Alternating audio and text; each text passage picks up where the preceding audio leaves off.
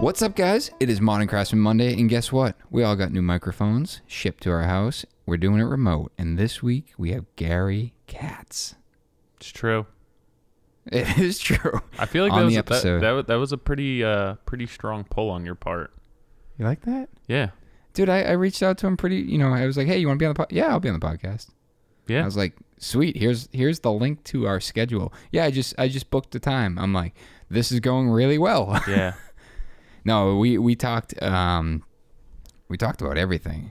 The collapse of 1980 was really interesting to me, and how he essentially lost everything, and what that did for him as a person as well as in the industry, all the way, but maintaining enthusiasm all the way up to today, which he has been a massive support and influence to our industry. And if you guys haven't read one of his articles, I would ask you to fact check that, because I bet you have. Yeah. It was a really good podcast.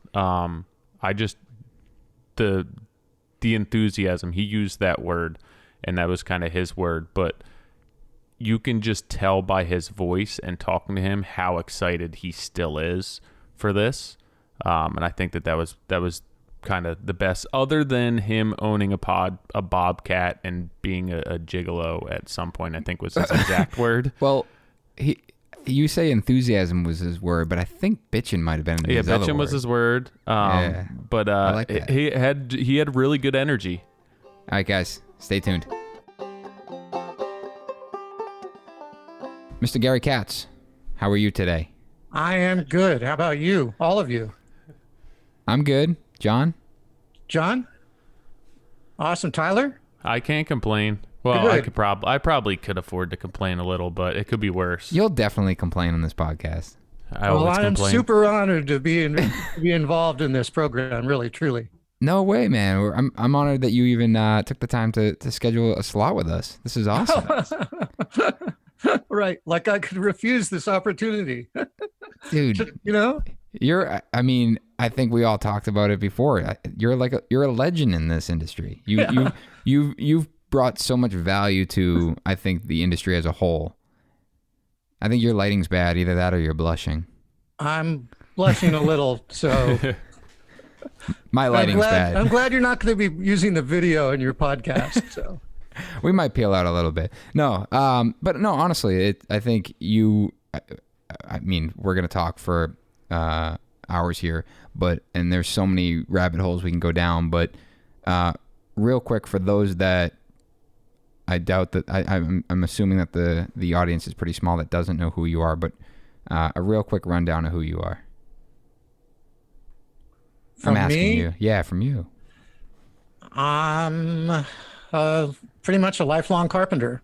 I got into business in the late 70s, started building houses, got my contractor's license in Arizona in the late 70s, started building spec homes, lost everything in the early 80s, moved back from Prescott, Arizona, where I had dreamed to live, moved back to LA where my family lived so that I could work. I had a little girl, 6 months old, my wife, and completely ran out of work in the recession from 82, and went to work with my brother. And eventually we had an opportunity to do the finish work for Union Door and Hardware, one of the larger finish distributors in the Southern California area. At that time, the way the economy was, there wasn't any mom and pop kind of door hardware stores. This is back when, there wasn't that kind of distribution out, and it required a big building, like hundreds of thousands of square feet, to stock shelving and doors and hardware and all that kind of stuff. And this company did a lot of finish. And so we did their labor. We did apartments and condominiums and just tract housing and everything. And that's how I got into doing finished carpentry. And in the early 90s, I started writing for Fine Home Building. And they asked me to publish a book later on, around 98 or so, I published the Door Hanger's Handbook. And then one thing led to another, you know. The Door Hanger's Handbook led to Craig Savage. You know, I love telling the story. You know, one day I got a call and the guy said, "Hey, Gary, this is Craig Savage." And I went, "Oh, bullshit," you know, because nobody today knows who he is. But, oops, I'm sorry if I swore. But No, you're good. That's okay. We'll give you a pass. Okay. So I was so shocked. He said, "Hey," he said, "we do this thing called JLC Live." And he said, "Have you heard of it?" And I said, "Kind of." He says, "Well, how would you like to come and hang doors live in front of 500 or 600 people?" And I said, "You got to be nuts." And he said, "No." I said, "Well, it takes a lot of tools. We'll get you anything you want," he said. So I went to the first show I did for them and hung doors. It was kind of a trip, seriously a trip. That was like 1998, 99, you said? I think it was like 2000, 99 or 2000, right in there. And one thing led to another. I mean, really quick, really fast. It's just so interesting how back then publishing a book would change your life, like dynamically. Yeah. So it was so different than it is today. But even today though, if you really pursue it, if you really pursue like educating people and supporting the craft, kind of, people find out about it. You know, they notice you. They start to notice you, and I see lots of fellows on Instagram who are receiving some kind of sponsorship, you know, funding even. Right. And that's cool. That's pretty much what happened with me, but a more difficult time. What was your reasoning for writing the book at that point, other than just being involved with fine home building? I have so many funny stories. I wanted to be a novelist. That was all I wanted to do, was write fiction. And I had to support myself, so I kind of backed into carpentry after I graduated from college with a BA in liberal arts, which you can't do much with. And I continued to attempt to write short fiction and a novel and stuff. And I had some friends at the time, and this woman said to me, "You know, you should write articles for fine home building or fine woodworking. They'll pay you. You could actually get paid." And I said, "No." She said, "Oh, yeah." She says, "We're really good friends with Shandor Nagoslansky. And in fact, he's coming over for dinner next week. Why don't you come over when he's here for dinner?" And I said, "Okay." So I went over there, had dinner. Shandor was the editor of Fine Woodworking at the time for a long time. Shandor must have been editor for a decade. And so we all sat down at dinner, and he kind of like he doesn't beat around the bush. He's a really direct kind of guy. We talked about articles and writing for the magazine, and he said, "Hey, I'll help you all I can. I tell this to everybody." He says, "But I'll tell you right now, I'll guarantee you'll never send me anything." And I said, "What are you talking about?" And he said, "Nobody I talk to ever sends me an article, and you'll do the same thing that everybody else does." Well played. And I said, I used the same word, you know, bullshit. And so I got my camera out and I shot some pictures of installing some locks. And I sent him this long article on how to install mortise locks and cylindrical locks and every kind of lock imaginable. And he emailed me back and said, "I'm shocked. I've never heard back from anybody." He said, "But we can't publish your article because, you know, we're fine woodworking. But I'm going to walk your story across to fine home building." So I got a note from Kevin Ireton from Fine Home Building, and that was it. That's how it started. It was really kind of cool. Neat story. Has Kevin been with them since, or has he kind of been back and forth? Kevin isn't with the magazine. I think he's like a what do they call that? Not a guest editor, not a contributing editor, but like an editor emeritus or something like that. Yeah, because I think that I did something with him a couple of years ago. I didn't realize if he was actually with the magazine or not with the magazine anymore. I think he's not, but he is. Yeah, know? That's been a long time.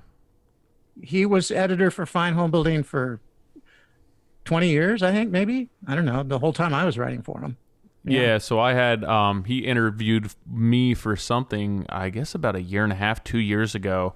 And I think we were supposed to hop on a call for 20 minutes or so. And I was on the phone with him for like 3 hours.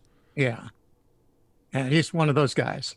Yeah. He's like talking to Jim Chestnut or Jed Dixon or, you know, those fellas that are just really brilliant, and their minds are super active. They're into all kinds of different stuff, you know. And a conversation with, well, the first time I met him, I flew out to the Taunton Press.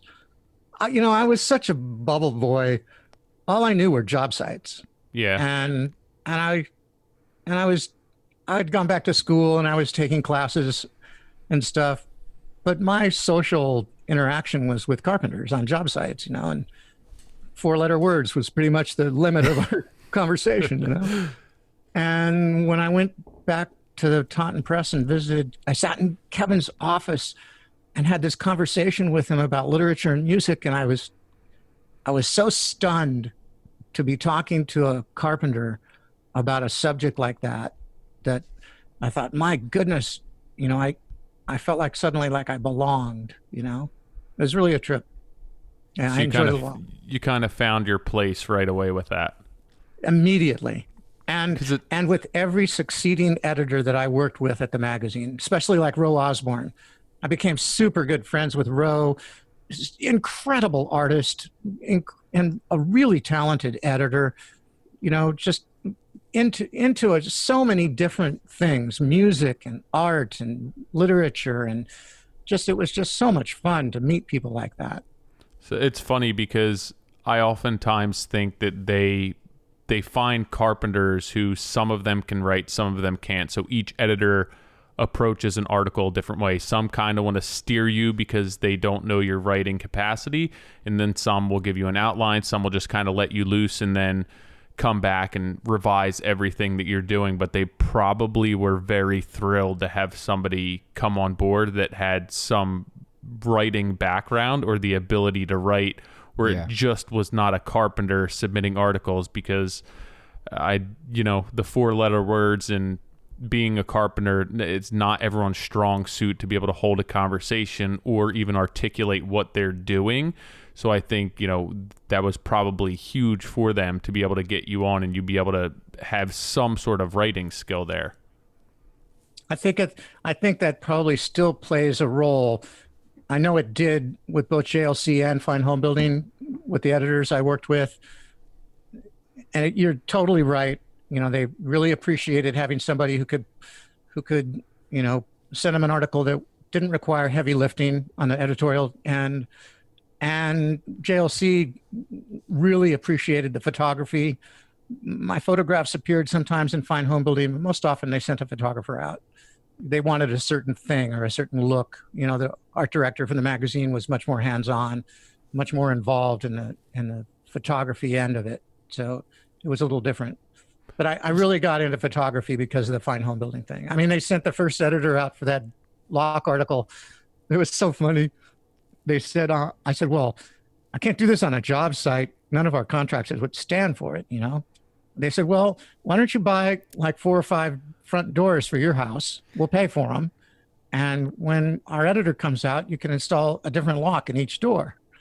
So I told my brother we had a store at the time. He started a store, and I said, I need, 5 of these Doug fir doors.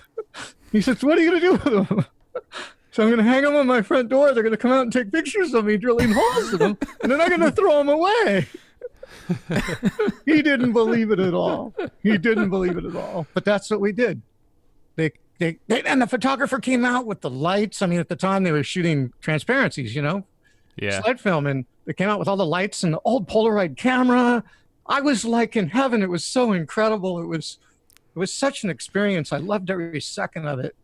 And that's what we did. I had pre-hung, I'd fit all the doors to my front door jamb before he came. So all we had to do was pull the pins and stick another door on the hinges and drill holes in it.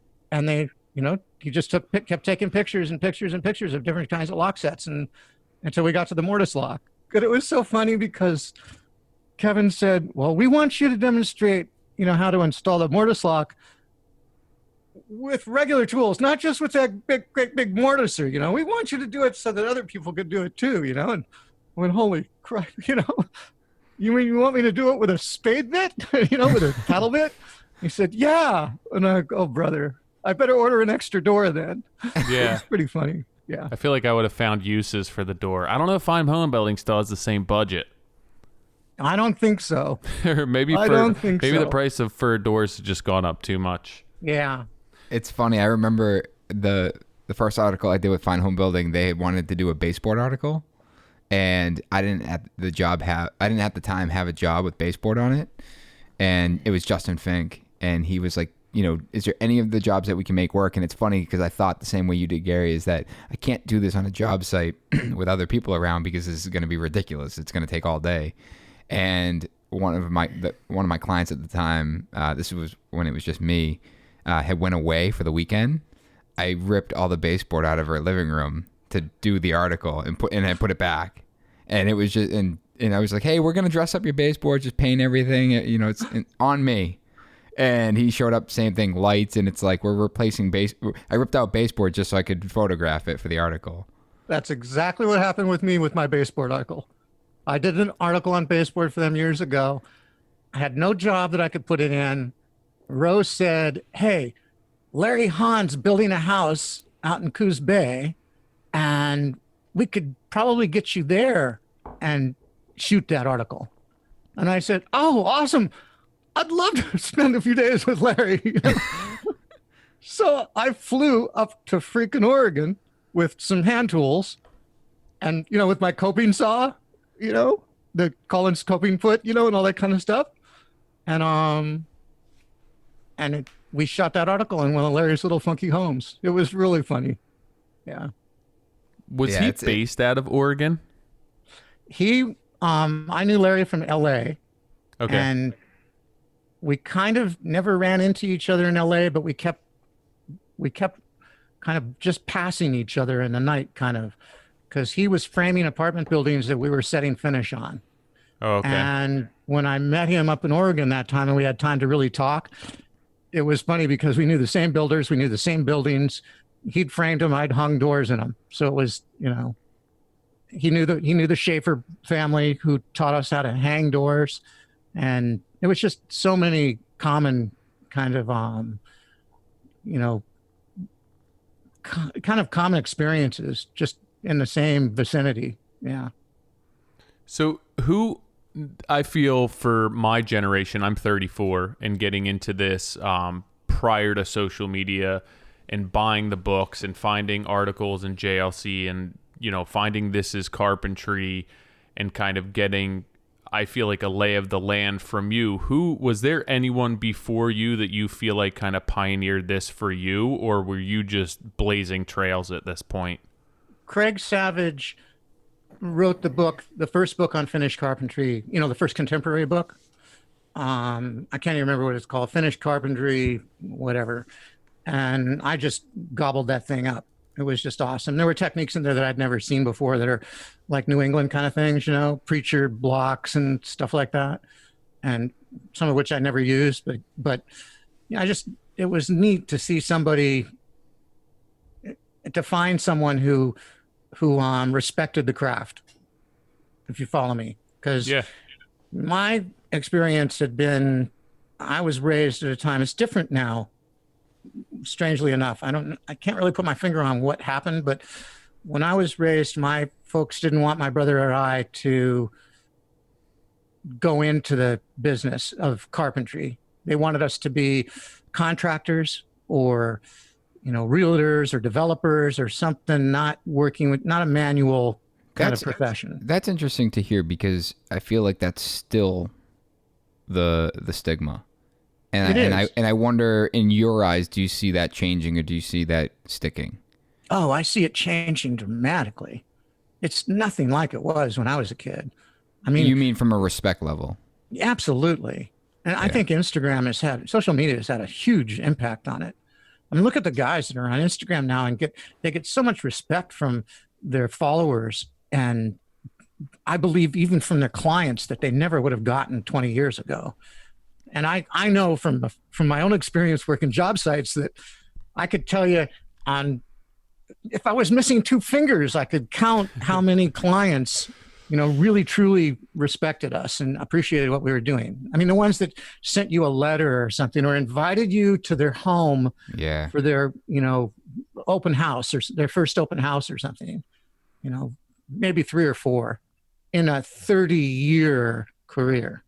That's crazy. Yeah. Yeah, Because there's so many, I feel like so many clients are like, I can't wait for this to be over so we can invite everyone over and have a big party and celebrate the house. And it's like, I talked about this in Vegas. It's like, it's usually that last 10% that ruins it, where it's like the clients no longer, they just want to be in the house. Yeah. And the party is like, that was a thought 6 months ago when they started and they were excited about it. Now they just want to be in the house. Yeah. They love you when you first come, but right. Yeah, I used to tell stories at my JLC Live conferences about how you had to be really careful, when you started a new job, because the wife would really welcome you with open arms.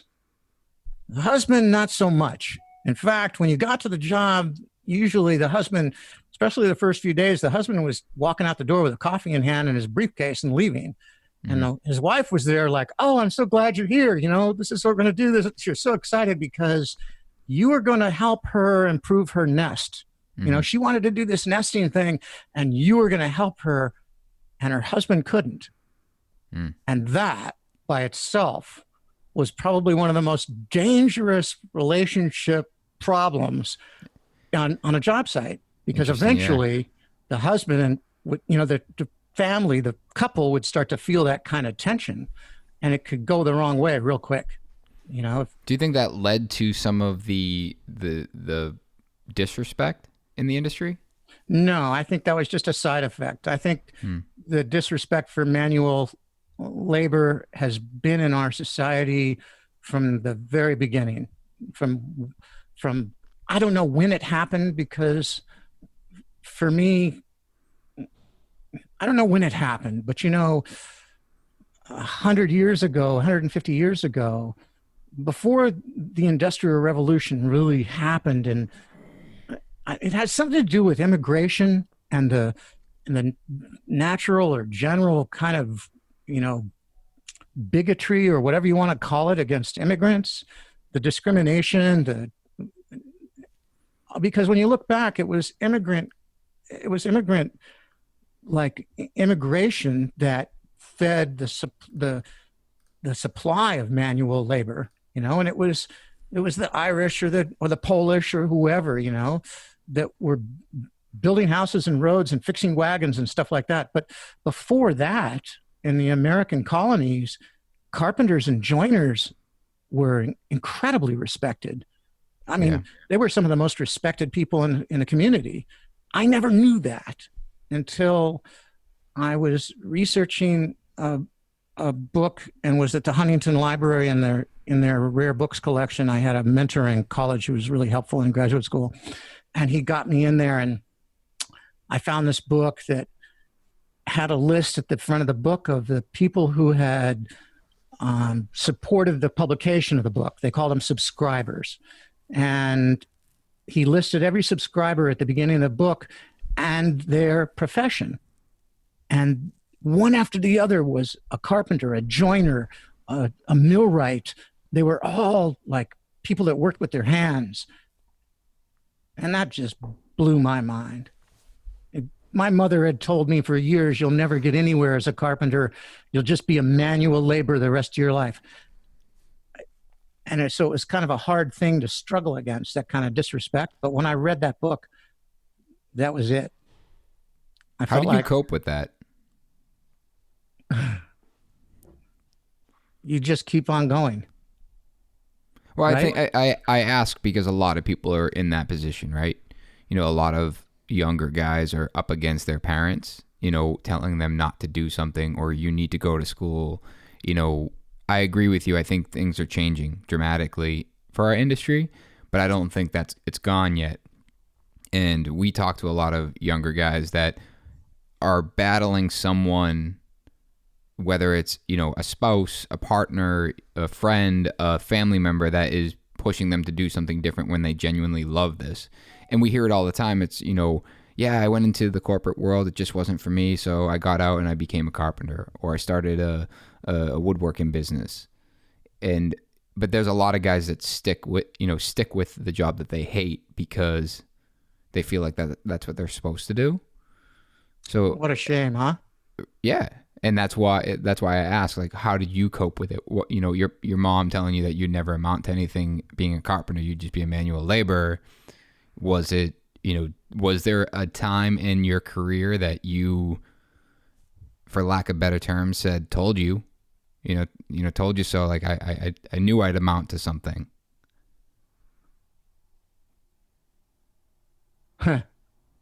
No.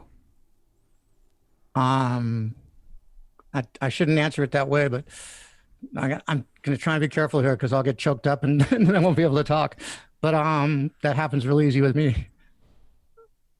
I think bitterness and anger are useful kind of tools when you're in a position that you don't want to be in.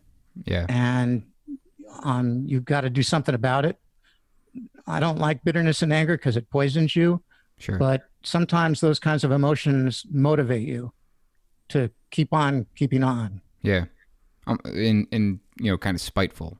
Exactly. And also, geez, the reward of carpentry, it's a drug. Yeah. John says being it all the able time. to make stuff, it's something tangible. Just being able to make stuff at the end of the day, look at it and say, wow, I really like what I did. I wish I hadn't done that, but there's always that. Every single thing you do, there's always, I wish I hadn't done that, or I wish I'd done it this way instead of that method. And I'm such a wacko that there were times, and the guys on our crew would get so pissed. There were times when I'd say, stop. We're going to do that over again because I didn't like the method we used. I didn't like the fact we should have made a jig for this, or we should have made a template for that, or we should have made a story pole for this or something. Let's do it all over again from scratch. Oh, they'd want to hang me, but that's part of carpentry, and I a lot of people that have been to conferences in some of my classes and stuff, they've heard me say this before, and I can't say it enough. Our job, our responsibility is so different than anybody else's, everybody else's. We are totally unique in the fact that everybody sees our work. You cannot hide your work. Everybody looks at it, criticizes it, picks it apart. They see it every single day. Whereas if you work in an office, no, you can hide your work. You can throw it in the trash and nobody will see it. You can't hide our work. Somebody's going to see it, So there's a special kind of relationship that we develop as craftsmen with our work that becomes almost personal, where it is personal, which I think is kind of wrong, but still it's unavoidable. It becomes personal. It becomes like a kind of a moment of pride or a moment of shame. Mm-hmm. Wow, that's healthy. A moment of shame or a moment of embarrassment or something. What could be healthier? If your ego is so big that you need to be cut down to size, carpentry will should do it for you. Yeah. It'll do it for you in a hurry, It's funny because I feel that so much of my work is personal and so much that I put into it, it's more than just my customers. And I think that oftentimes it's difficult to separate yourself from that job and your personal attachment to that. And actually, customers hire us to provide a service for them. And oftentimes you get so immersed in that you're owning that job and you have sentimental attachment to that job and you're trying to do the best that you can, when sometimes you lose sight of what your customer actually wants and it's more so what you're trying to do. Totally agree. I totally agree. It's really hard sometimes to do something when you want to do something different, Yeah.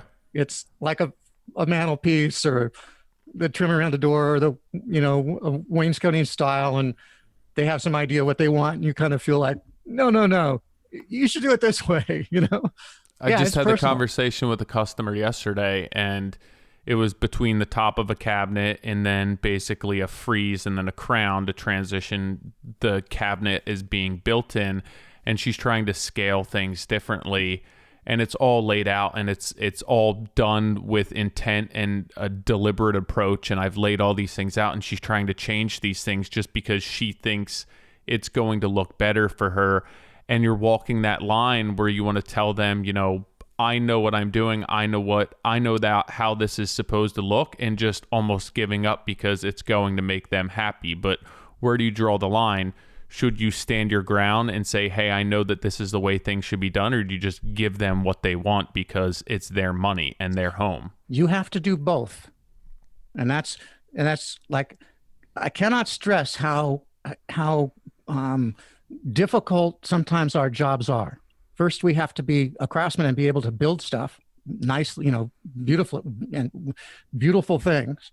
And we have to work with our clients and help them see something that they can't see, because most of them haven't developed the kind of imagination that we have from experience, So I feel like you can't tell somebody what they should do, period. You can never, ever, ever say, oh, I know what's right.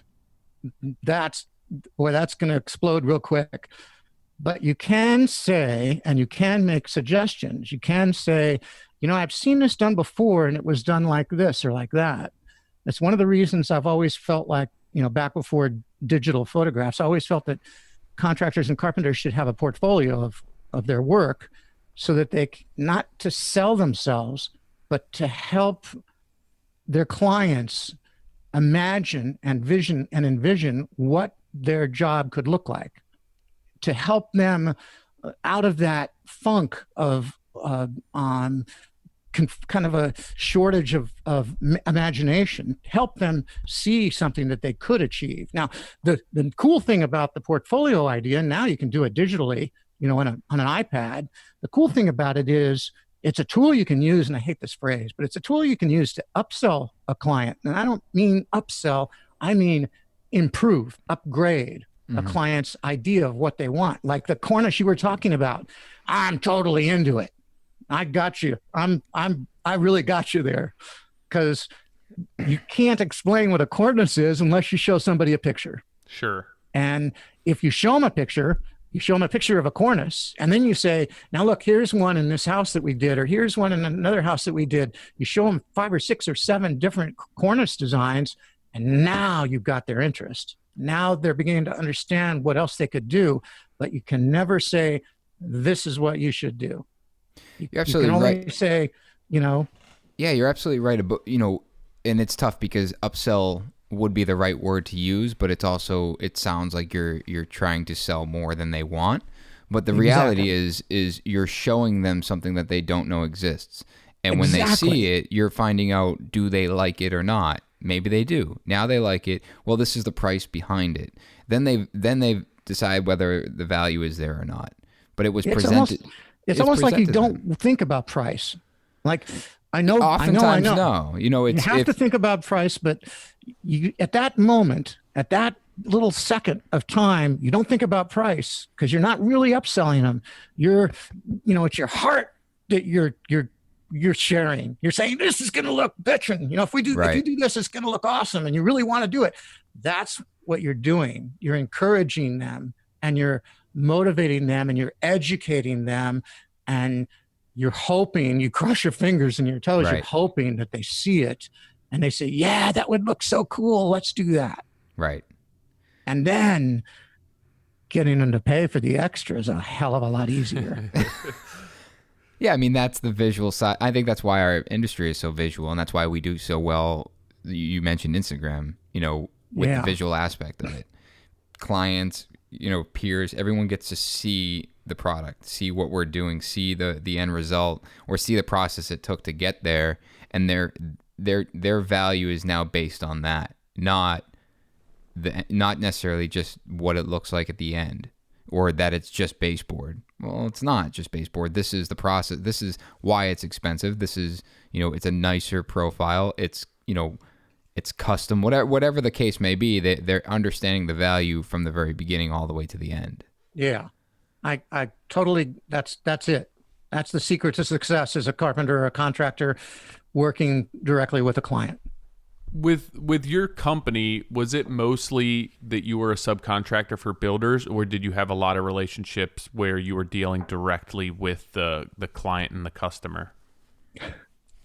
It was both.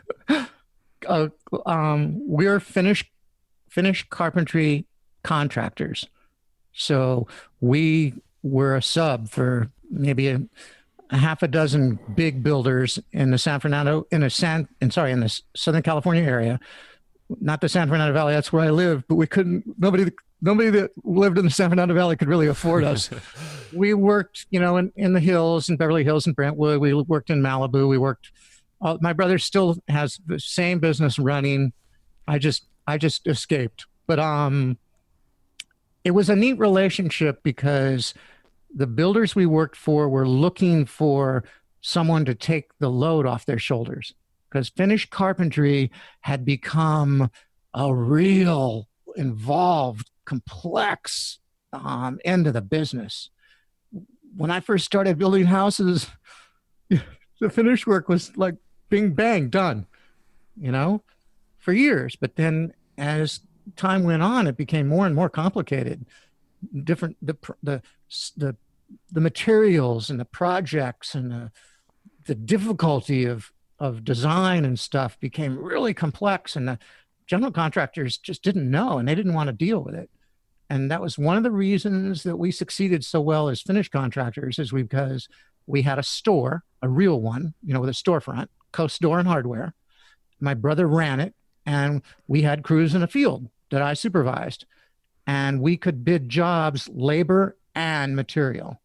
And the contractors we did work for loved that, because it was one number, and that was it. So you would have a builder come to you, and you would be helping develop the scope for the finish carpentry on those projects, like working directly with the customer to design the millwork as well. Exactly. That's the amazing. customers would come into the store.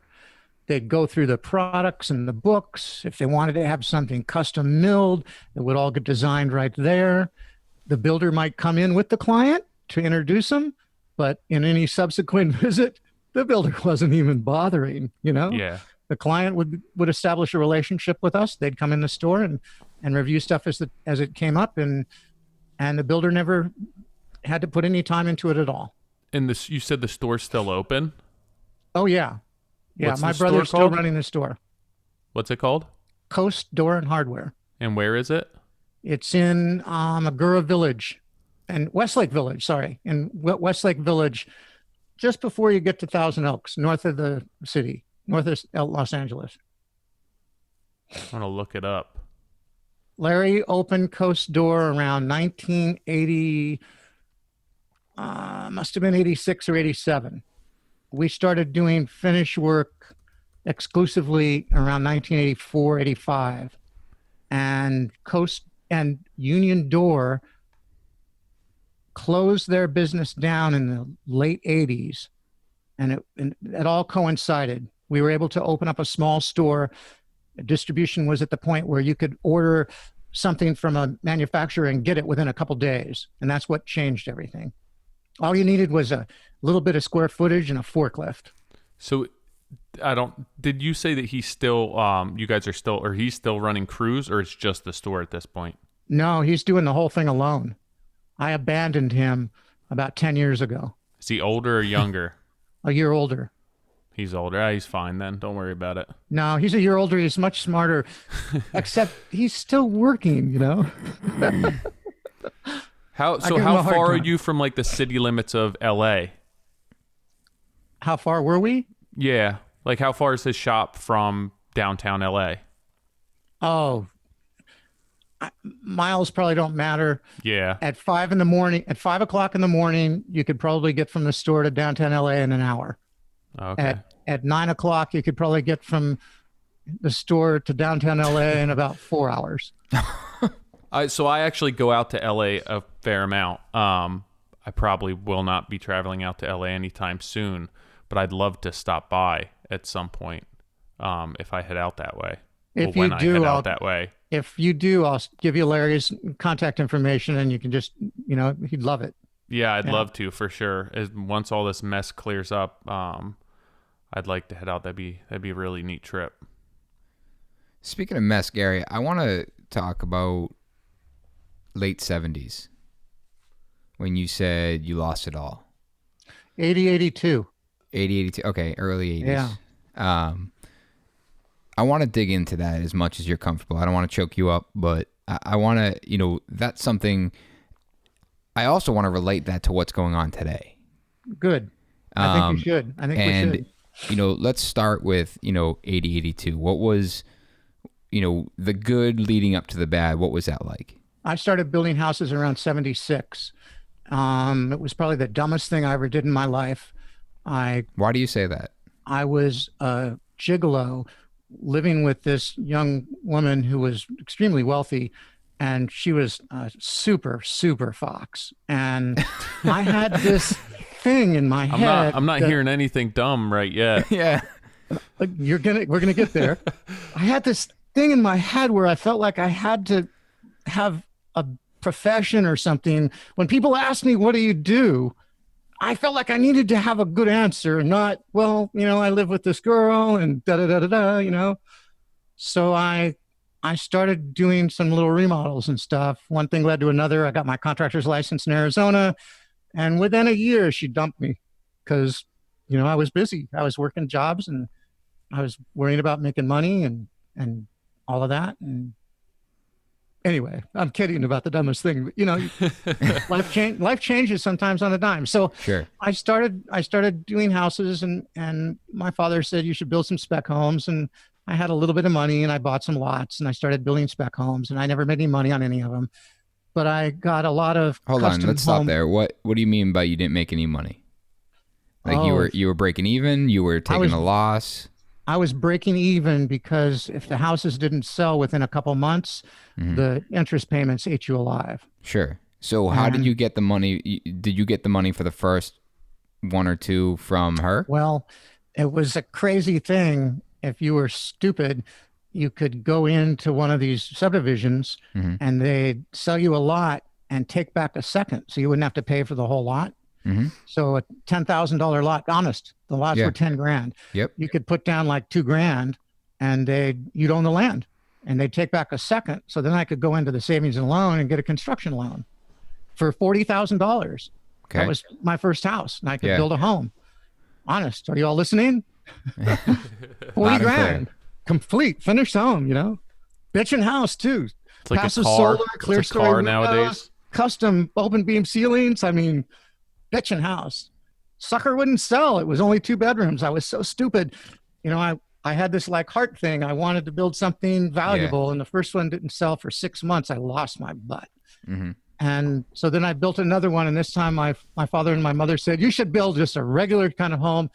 We'll send you the plans for the homes your dad built in Woodland Hills in the San Fernando Valley in the early 1950s, right after the war. He said, here's the plan that we built. We called it the Country Gentleman.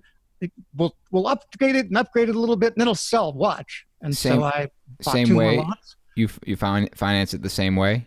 Same way. Yep. Did the same thing. And the second 2 homes, one of them sold pretty quick. One of them I didn't sell for 2 months. So I broke even on it. Okay. I mean, the profit margin was like 5%. So it's like ridiculous. Yeah. Okay. Yeah, it was. You just couldn't do it. And then there was all kinds of politics involved too. I learned later that the developer actually had a relationship with one of the builders in the subdivision and was providing lots to that builder for a discount and da-da-da-da-da-da-da-da. So I was basically competing with the developer too. Right. I mean, I was really naive, but it wasn't that got me, because the spec homes led to contract homes, to custom homes. And so the first year I built 1 house. The second year I built 3, 1 custom and 2 specs. And after that, I didn't build any more spec homes. I had custom homes. And like 1978, 79, I built 4 or 5 custom homes. It was like, I was like, hey, I went from 1 to 2 to 3, now 4. Next year, I'll probably do 5 or 6. I'm going to start cutting back. So I only work maybe 7 or 8 months a year, and then I'll take a few months off. This is awesome. You know, it's just going to get better and better and better. How could it not? And boom, interest rates in 1980, 81 went up to 17%, and nobody could sell anything because we were totally dependent on buyers selling their homes in the Midwest and retiring, you know, snowbirds retiring in the Arizona area in the Southwest, with all of the equity that they'd brought from their homes in the Midwest. Well, they couldn't sell their homes in the Midwest because interest rates were too high. Nobody could qualify for the loans. So suddenly there was just no work, period. I mean, overnight. You say interest rates. Not as fast as it's happened here, but just remember, our industry hasn't gotten hit yet. It's coming. Well, we're going to get to that. You say 17%, meaning for a mortgage? For a mortgage. Where we're in like 3s and 4s right now. Exactly. Imagine a monthly payment when you're paying 17%. No. Yeah. I fought over 0.2%. Exactly. Exactly. I don't. So there was nothing. I knew this kid. He probably doesn't listen to the podcast. This kid Paul, I went to college, high school with, and I remember him getting a car loan, and he had terrible credit. Just everything was against him, and he was like 13% on his car loan. I'm like, dude, that's crazy. Yeah. I can't imagine that on a home. On a house. Yeah. That's when they came up with all those. What were they when you started building? Because I'm going to be honest, I don't know enough about the early 80s. You know, when I started, the average home loan was between 7 and 9%. Okay, so still higher, but the home values were lower considerably. Right. So the loan amount was like a fraction of what it is today. So 17%. You have how many for sale at this point? In 1980, I had 2 spec homes on the market, and I owned a home that I had built that was on 5 acres. It wasn't that fancy of a home, but we had a little stable and, horses and the whole 9 yards, I wasn't like a totally crazy contractor. I didn't buy a boat, and I didn't have all that kind of crap, but I didn't have a brand new big truck or anything. But if anyone's listening, the definition of a crazy contractor is you have to have a boat. You have to have a boat, and you have to have a big, huge home, and you got to think, wow, look at all the money I'm making. I can afford to do this. A horse might qualify. A horse might qualify. He said he had multiple horses. A horse is expensive. Is just as expensive as a boat. You don't have any big cats, do you? See? No lions or tigers? No lion. No. Okay. No. A bobcat, but that was years before. That's a big cat. A bobcat's not a big cat. It's not? It's bigger than a house cat, but it's okay. A medium cat. Where do you get a bobcat from? That goes back to the girlfriend that had the money. Yeah. She bought a bobcat. She just wanted a bobcat. She was taking an animal behavior class, and the instructor advised all the students to adopt something, like a goldfish or something, you know what I mean?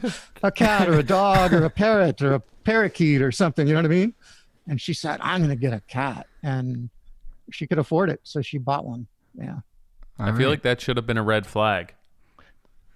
Actually, to me, it was exotic, Yeah. It was all part of the same game to me, It's amazing.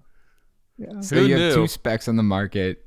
You have a house on 5 acres with a bobcat and a bunch of horses. Yeah, I didn't have the bobcat Bobcat's then. gone. Oh, okay. The bobcat's gone. I got Long a wife gone. now and a 6-month-old daughter. Okay. And no work. And none. What happens to these 2 homes? I sold the spec home finally. I did open houses on it every single Sunday. I was up there doing an open house. It was such a cool little house. It was another stupid idea. It was passive solar with a hot tub and a solarium. This is back in 80. Yeah. This is at 1980. Yeah, I was a little bit And it was too passive. far. Yeah, I was a little bit too far ahead of my time. People didn't understand it at all. That's crazy to think that it's 40 years later and passive is still not catching. I mean, Exactly. It's starting to, but it's still kind of like this fancy idea. Yeah, I think among 40 progressive years. clients, it's something that they get. They get it, but most of the people in the industry don't understand that at all. Right. No. You would It's think, I think that just attributes to how slow this industry is to change. Yeah, and I think it's also has to do a little bit with legislation. Sure. Like, look at how much more prevalent closed cell foam is now, Yeah.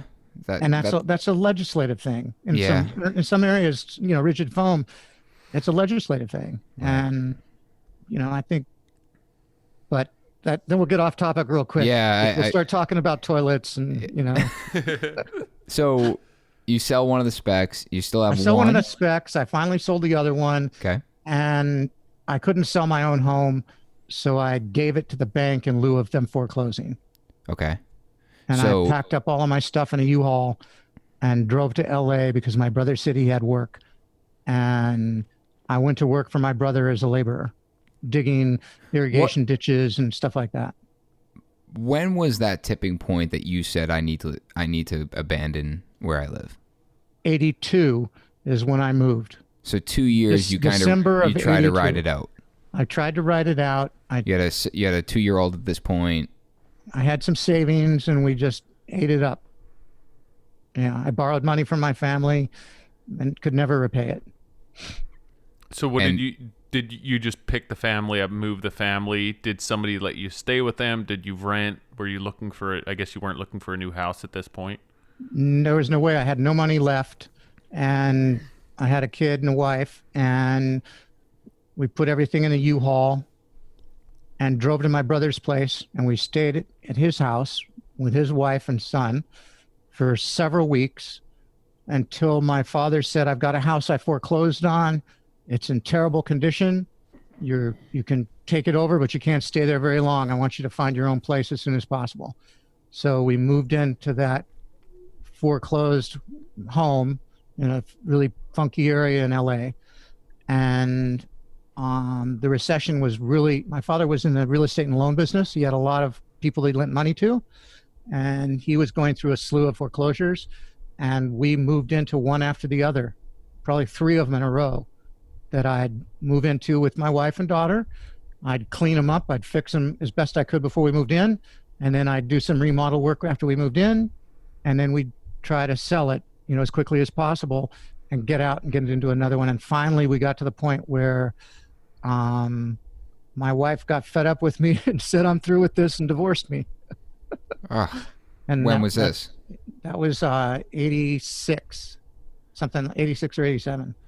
So LA, good. Where's your head at this point with everything that's going on? I feel like there's struggles that you face in life, and I feel like at this point you basically lose your house. You're trying to make do, you're trying to survive, and then your wife leaves you. Is your daughter with you at this point, or is your wife taking your daughter? I feel like that's a very tough challenges to face at this point. Like, what's the next step? How do you move ahead from that? Do you even think about it, or you just start going? It was a little bit more complicated than just that, and I'm reluctant to go into it because I don't want to bore anybody, but bad stuff can happen, to anybody. Yeah. And I think, hey, you're carpenters, you're contractors, jobs don't go well all the time. What do you do when stuff turns south? When something gets tough, when something goes wrong, when somebody screws up, or when nobody screws up, it's just something bad happened, Mm-hmm. You buckle down and you freaking finish the job, right? I mean, you That's the right answer. Yeah. But I think a lot of people in this, I think a lot of people in general in the human race don't do that. They give up. You can't when you're. I mean, I know what you mean. I know what you mean. I don't give up. Right. And that Tyler's right. You lost your house. You moved to LA. You're bouncing from foreclosure to foreclosure to help your father and have a place to live for your family, and it becomes too much for your wife, and she leaves you with your kid, and it's like I'm envisioning this scenario, and it's like you think you're at the bottom, and then it's like, no, there's another drop. Yeah, you just keep going. Yeah, there were a couple. Yeah, it got a lot worse. But I don't know what it is. I'm not sure. I wish I could answer you. I don't know what it is. You just it's not like you keep on keeping on or something. Right. You find something that fills you. Mm-hmm. You know, you find something that fulfills you, something that gives you at least some sense of joy, and you focus on that. You know, you like an addict or something. You know, you find something that makes you feel good, and you focus on that. I guess I really don't know. You can't let yourself go with the tragedy of it. You're right. I mean, you're absolutely right. I think the problem is a lot of people. It's the easier road out. And when I say give up, there's many ways to give up. Move on, to find a different career, move away, you know, Blame whatever. someone else. Blaming someone else. But being able to look at the situation and realize that you need to move on from here or grow from here or focus on what brings you joy, that takes a lot of strength. I mean, I've never been in a situation like that. And I have no idea how I would react to a situation like that. And if someone asked me, I would say not like that. I don't know if it's strength or I don't know. I think sometimes I'm kind of used to shortchanging myself, so I can't really answer that honestly, but Sure. I don't think it's strength as much as it is. I think one of the things that really affected me and kind of molded me was the failure that I felt I was after the recession in 80-82. Well, this goes back to your parents. Yeah. You're doing this at this point in spite. Like screw them. I'm going to make this work. Yeah. But I felt like I was a super failure.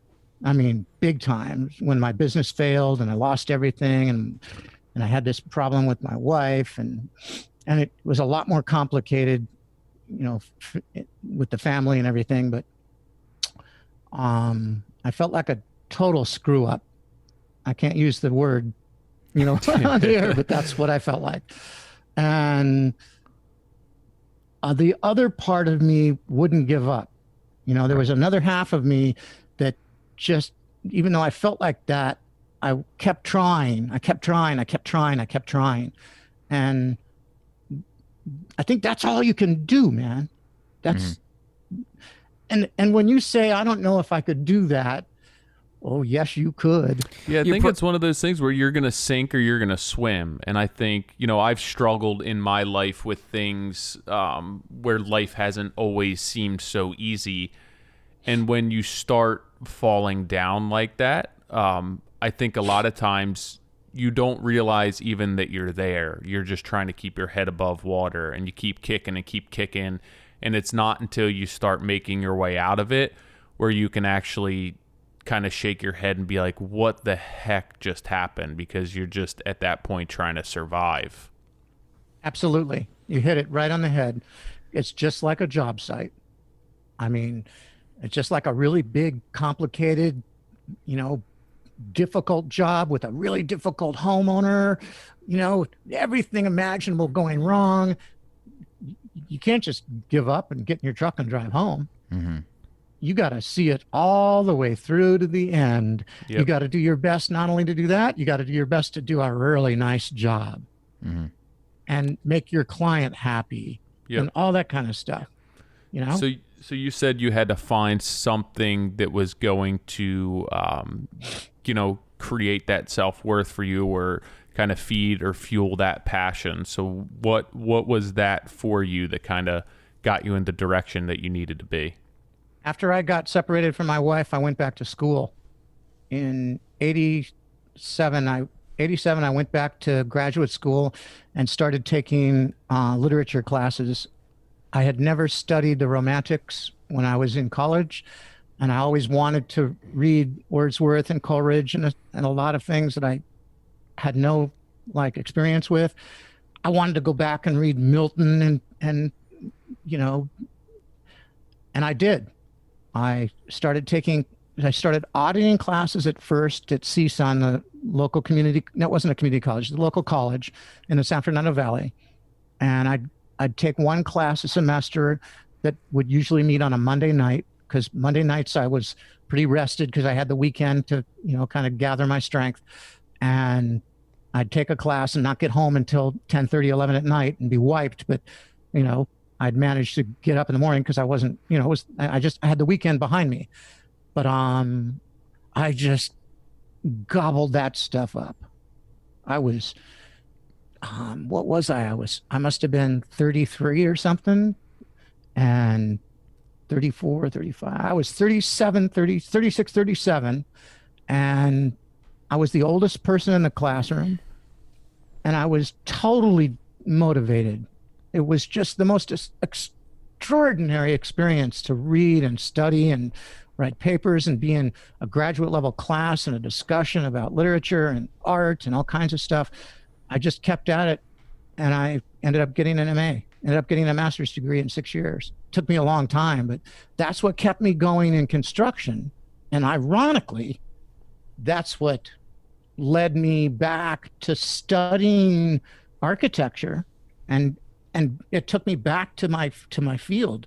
It got me involved in studying architecture and architects and architectural styles and history and identifying architectural periods, and just the whole thing lit up. And that was it. So at this point, you're 36, 37. You had been doing carpentry at that point since you were how old?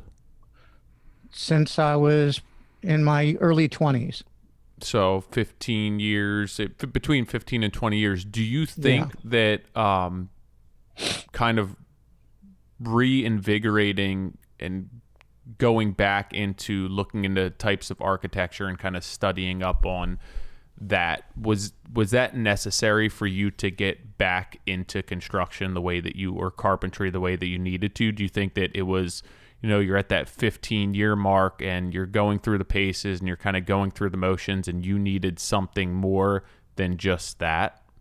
I needed something more than just working a job, just in an hourly, you know, making money, you know, making a day wage or whatever, or making my weekly wage or whatever it was, you know, and it wasn't just, you know, making $500, $1,000 a week or something. It was, I'm the kind of person that had to have something to really ingest, you know, something valuable. And when I went back to school and I learned how to research and I learned how to study things on my own, I finished my MA and I started studying mantelpieces and architectural history and period styles, and realized how important it was to my career as a finish guy.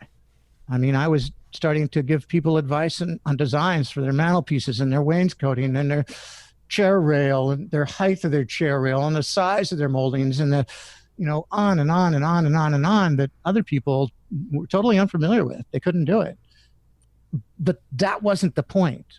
The real point was I suddenly realized that my career had a historic value, that I was part of something that was truly historic and valuable, regardless of the fact that most people didn't give me any respect. And that's kind of when I learned that you don't get respect from other people. You know, you get it from you. So you feel like at this point you were creating that self-worth. Yes. And you weren't looking to other people to kind of make yourself feel good. Because I think exactly. a lot of what we do as carpenters, it can be for the reaction. It can be for whether it's your peers or whether it's the customer. But I think if you're able to get to a point, and it's the same thing with life, you know, I can't depend on my wife for my happiness. I can't depend on my children for my happiness. My happiness needs to come from within. And it's the same thing from work. I can't depend on a customer being happy or having a good experience for that to be a successful job for me. I need to create that on my own. And I think if you have an ability to do that, you have a greater chance of just being happier and more successful in your life. How old are you? 34. You've learned this 20 years before I did. Lucky you. I mean, still working on it. And it's, I feel like you don't usually learn these things by life going so easily. Mm-hmm. No. I think that typically it takes things being extremely screwed up for you to realize kind of what's important and what you need to do to get to where you want to be in life. I think that if it all goes according to plan and it all goes well and everything's happy and everything's easy, I don't know how much you're really learning. Absolutely. If you don't respect yourself, nobody is going to respect you. You're not going to get someone else to respect you if you don't respect yourself first. And that's why I kind of feel like, and I've said this a million times to carpenters and classes and stuff, what's the first thing you carry to the door the very first day you start work on a job site? What's in your hands? What have you got, that you're carrying to the front door? When you knock on that door the very first morning, you'll start work on a job. And you guys know. What is it? I feel like I'm bringing something to put down for me to walk into the house. You got it, buddy. Drop cloths, cardboard, I don't care what it is that you use to protect somebody's floor. Respect. You're carrying tape and plastic and whatever you got that you use to protect somebody's home. That's what you carry up to the door and you knock on the door. The woman opens the door or the man opens the door, and the first thing they see is a guy that's dressed decently and he's carrying stuff to take care of their home, to protect their home. And that's a sign that you respect them. And if you don't establish that, like from the get-go, then you're going to have a problem with the job. But if you do establish that from the get-go, and what it shows is that you respect yourself, you respect your work, and you respect your client as well. And wow, once you establish that, the rest is kind of downhill. If you can't freaking make money on that job after that, then you got other problems. You know what I mean? You've got some systemic financial problems because you've established a really good relationship that's solid. At that point, from that point on, you should have no problem getting them to sign a freaking change order. You know what I mean? Yeah. Or an additional work authorization or whatever you want to call it, because they trust you. And that's, you said it so well, because your wife can't do that for you. Your kids can't do that for you. You have to do that yourself. And if you're looking for somebody else to do something to make you feel valuable or something, then you're going to damage everybody you live with, everybody you work with. Yeah, I think Tyler started to say it, but it's like, even to relate that directly to work or something that you're producing or the level of quality that you're putting out, the client can come in and be ecstatic with the job and love it. But inside, and if you cut a corner and didn't go back to fix it, that's all you think about. It's great that they're happy and they like it, but it's like, it's bogging me down. It's killing me that I cut that corner. I know that doesn't look good. I know it could have looked better. And you said right in the beginning of the podcast how your guys hated you because it was like you would, you're basically, you're constantly evolving and you're looking at things and you're doing something and it's like, I can do that better. And that's a problem I have. Yeah. I'm always, a hobby of mine once was building cars, and I have this truck I've been building for, I have no idea how many years it's been since I've driven it, 15 maybe. But it was, I built the chassis for it, and then it was like, I learned so much that I cut it out of the truck and I built another one. and I learned so much, and I cut that one out. And I literally built 4 different chassis for the truck because I was never satisfied because I was constantly evolving and constantly growing, constantly learning, which is great while I'm out of the field because my guys can get a lot more done. Yeah, get something done. But it's that relation to your work. It's that you're putting your best foot forward and you step back and you are genuinely happy and satisfied with what you just did, that despite whether the client is happy or thinks it's the best, thing ever, you are happy. Yeah. Because you know and feel as though that is my best. So it doesn't matter if anyone else likes it because that's the best I could do. And that's exactly what Tyler was talking about. That's exactly what you were expressed. That you got to find your own self-worth. You got to. Otherwise you're stealing. Like you're stealing from somebody else. Yeah. I know it's a weird concept, but I won't get too far into yoga, I promise. But it's a phrase called ashdeya, and it means to take from somebody, to rob somebody, to deprive somebody of something that is theirs, like stealing, and it's a form of respect. Like you don't want to do that. You don't want to steal from somebody. You don't want to steal somebody's opportunity to learn on their own. You don't want to. It's respect basically, and without it, there's no fulfillment. There's no like value relationship really. There's no future, kind of. Yeah. It's a hard thing to see these days, especially with what's going on politically and what's going on, culturally. But we started to relate to, the crash of 1980 to what's going on today. What are your thoughts on that? You said it that our industry is not being impacted yet. And last episode we talked about how this is going to trickle 3, 6, 10, 9, 12 months from now, when material is an issue and product is an issue, and and the snowball effect of everything that's happening today affecting us later on. So based on what you've learned in 79, 80 to 84, what is your take on what's going on today? It's kind of interesting. It's different, but it's different. It's considerably different. The only thing that I think that's kind of similar is I've been reading several articles that have been quoting numbers from unemployment in 1982, which was a high point in unemployment in the U.S. I think it was like 690,000 people applied for unemployment in 1992 or something like, one day in 1982. And they're saying that number has been surpassed big time already. And the construction industry hasn't even shut down yet. In large part. I mean, New York just shut down construction just a couple of days ago, right? Yep. And I don't think it's been shut down in LA yet, but I expect that it will be, because common sense, forget about anything you read, forget about every single thing you read. If you're opposed to believing in science or whatever, fine, don't believe in it. Use your own common sense. This is an exponential disease and it's not going to go away.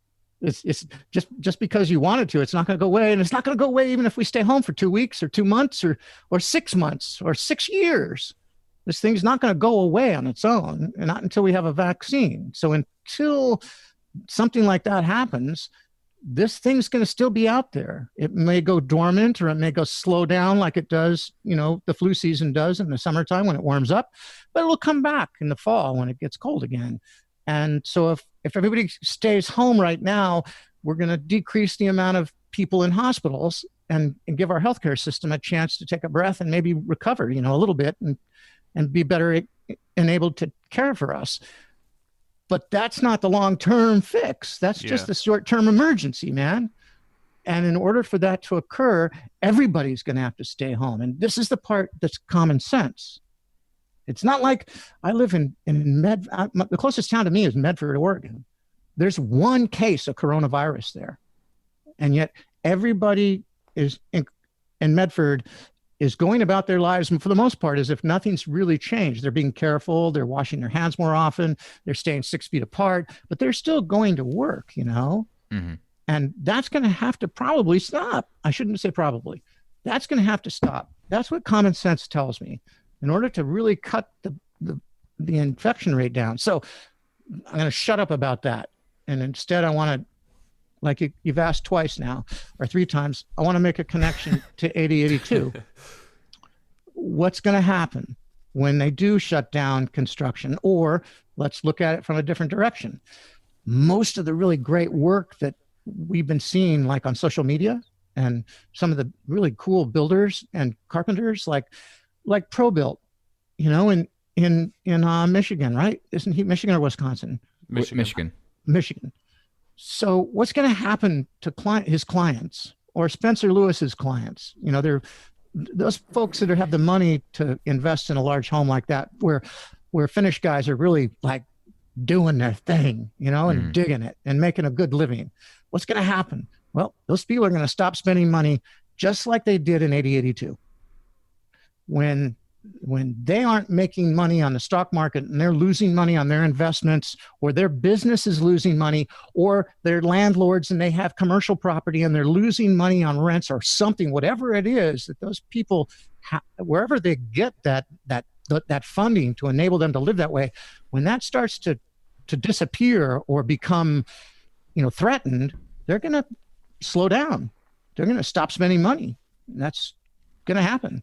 And when they do, then we're going to see the real recession in the construction industry, which is something we haven't seen since 2008. If you think of 2008 as a recession in the construction industry, it was, but not as bad as 82. Why not? Because it didn't stop overnight. It didn't just stop. There was still remodeling. There were still jobs that people wanted to do and found the money to do them, even if they were smaller. So in 2008, people could downsize, get rid of some of their employees and still work. Mm-hmm. That may not be possible. 82 literally stopped. It stopped. I would have done anything. I mean, I was willing to do anything, but there was nothing.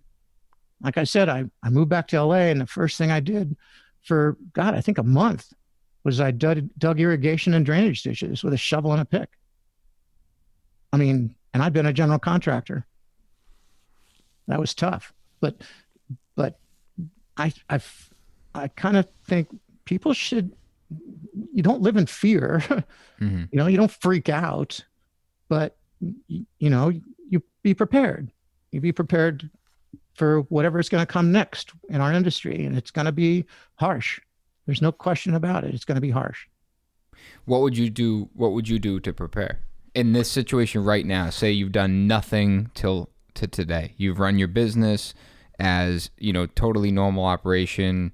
You're a completely average contractor.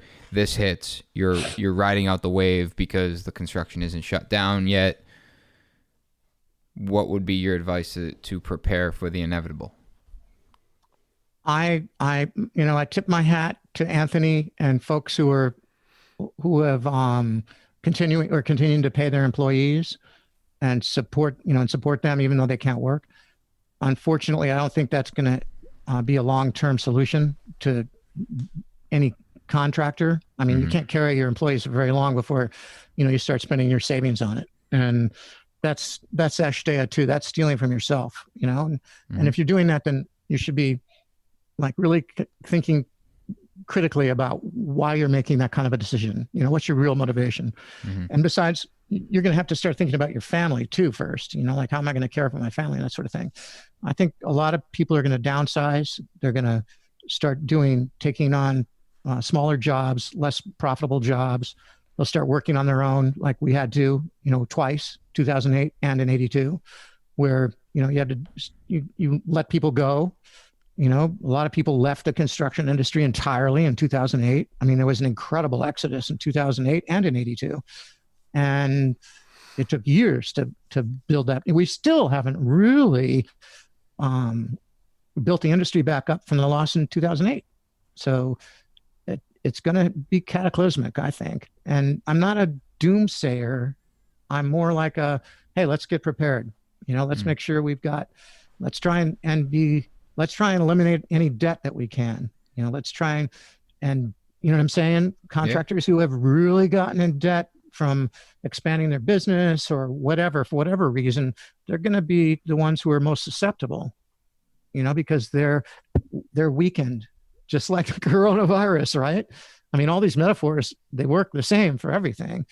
They're more like at risk because they're carrying debt load, and folks who don't have a debt load will be easy. And that's why I say it's going to require some real soul searching to decide how much can you do for your employees and how much do you have to do for yourself, when does the conflict begin and how do you resolve it? So it's going to be a really difficult time with some just painful choices. But that's sometimes what life is. It's life funny. Is not everything that's going on with this, you don't realize how much moral stake you have in this.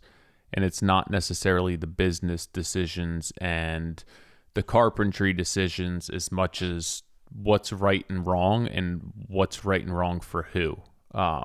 Even right now, New Jersey's not shut down, and I basically work one job at a time, and we're still going to work. And if there's a sub there, we're generally off the job at this point, but I'm constantly questioning, is this the right move for me? Is it the right move for my customers? Is it the right move for my family?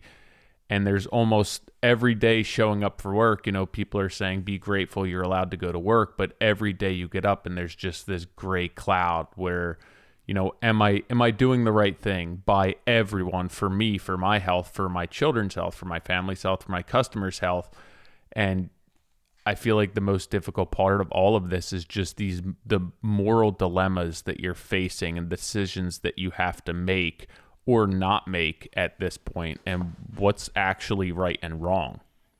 I'm not sure if there's a right or a wrong. And maybe that's the first thing we should say, whoa, put the brakes on. No judgment. There's only the best decision we can make, using everything at our disposal. And maybe one of the problems we have is struggling with this right and wrong dilemma when that's not the point. But I love hearing you express yourself this way, because you're getting it so well, and you're saying it, you're expressing it so well. The real problem. What is the real problem? And I think that's the problem. I don't want to give too much credit to any politician, but that's the real problem that our president is struggling with. What's the best thing to do? Not right or wrong, but he's on the one hand, he's worrying about the death of the economy. On the other hand, he's worrying about the death of the population. So right. Wow, it's like Solomon, wasn't it, who said, let's cut the baby in half. Remember that biblical story? My brother called me and said he doesn't know what to do. Should he shut down his business and send all of his guys home and tell them to start collecting unemployment? Because he can't afford to pay. He's got like 15, 20 guys, people that work for him, like 8 in the store and probably 12 out in the field, finished carpenters.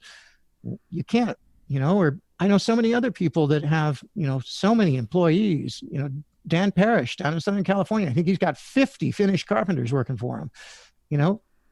You can't keep paying them because you're barely making it as it is, in a way. And it's a shame. It's sad. It's hard, but that's what it is. And so you have to make the best decision for you. And it's not easy. It's incredibly difficult. I mean, I'm in the same boat, that Tyler was speaking on, is like the moral decision. Should I be working from home?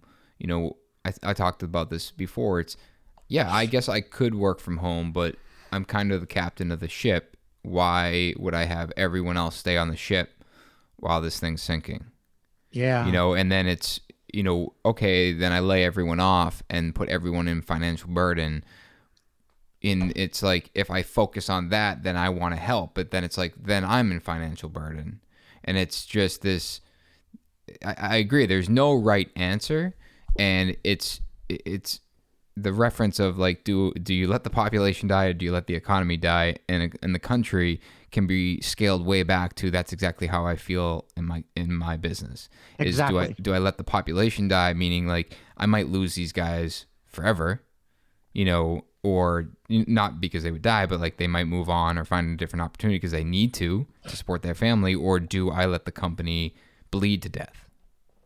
I'm feeling you, because I know you and Tyler and all of you guys are like motivated by the same thing.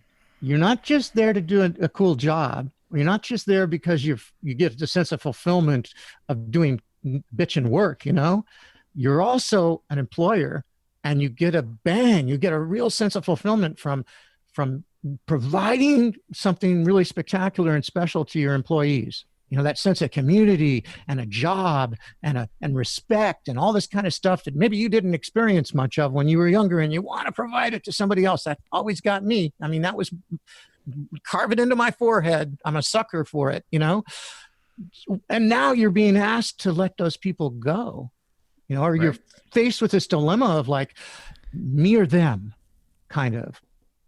It's just like, it's existential. I mean, each one of us is being put into this. That's why it's so different today than it was in 82. In 82, it was like, boom, everybody was out of work. And now you're being put in this position where you're being asked to make this moral decision about, and feeling as if it's you that's going to put everybody out of work. You personally. Whoa, that's not true. Right. So that's why I said you have to really think carefully about what you're thinking, what you're feeling. And it's not feeling, it's thinking. You got to really concentrate and analyze what you're thinking, what's behind that like, oh, I don't want to do that. What's behind that? And that's what it is. It's that fear of hurting somebody that you were caring for, basically. Part of my ignorance, what was the main driving factor behind the crash in 80? I would have to say it was the savings and loan corruption, the savings and loan boondoggle, where they started investing in junk bonds, and this is such a typical thing. It's the same thing that happened in 2008. It was just a different arm of the same industry.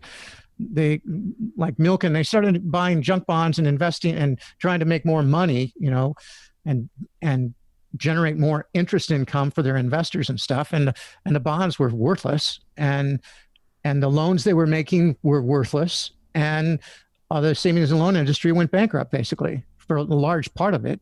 And the government had to bail them out. And that's basically what happened. Interest rates kept climbing just sky high because there was nobody that could lend money. The money wasn't available. There was a shortage of funds, just like what happened in 2008. Similar, yeah, but a little bit more abrupt, I think. What happened in 2008 was pretty abrupt, though. But the difference, like Tyler, you nailed it, man. The difference is that we're being asked to make this decision right now, whereas, other countries, they're not being asked to do this. They're not based, those countries, the culture in those countries isn't based on individualism like America is. Yeah, you know? Those countries they're not necessarily autocratic or something, but they're supposedly democratic like South Korea or whatever, but they're used to being told what to do and doing and following those orders and doing it. And that's what's happened in South Korea. They shut the country. They didn't shut it down. They said, everybody's going to get tested and we're going to track everybody. And by doing that, we'll know who has it and we'll quarantine them. So we'll be able to catch the people that are causing infection and kind of like hold this thing at bay without shutting down everything. Yeah.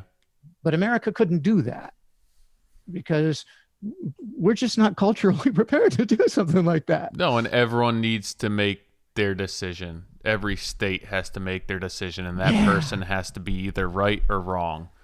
Exactly. And they have to That stick hasn't their neck always out. been that way, though. Remember, we got into World War II, not because we wanted to, because Franklin Roosevelt knew we should, even though he knew he couldn't pull the trigger and make it happen. He started a program called Lend-Lease, and he started to educate Americans on how important it was to fight this war overseas instead of fighting it here. And he said, let's send them the material they need to fight this war. And Roosevelt kind of like from his wheelchair, he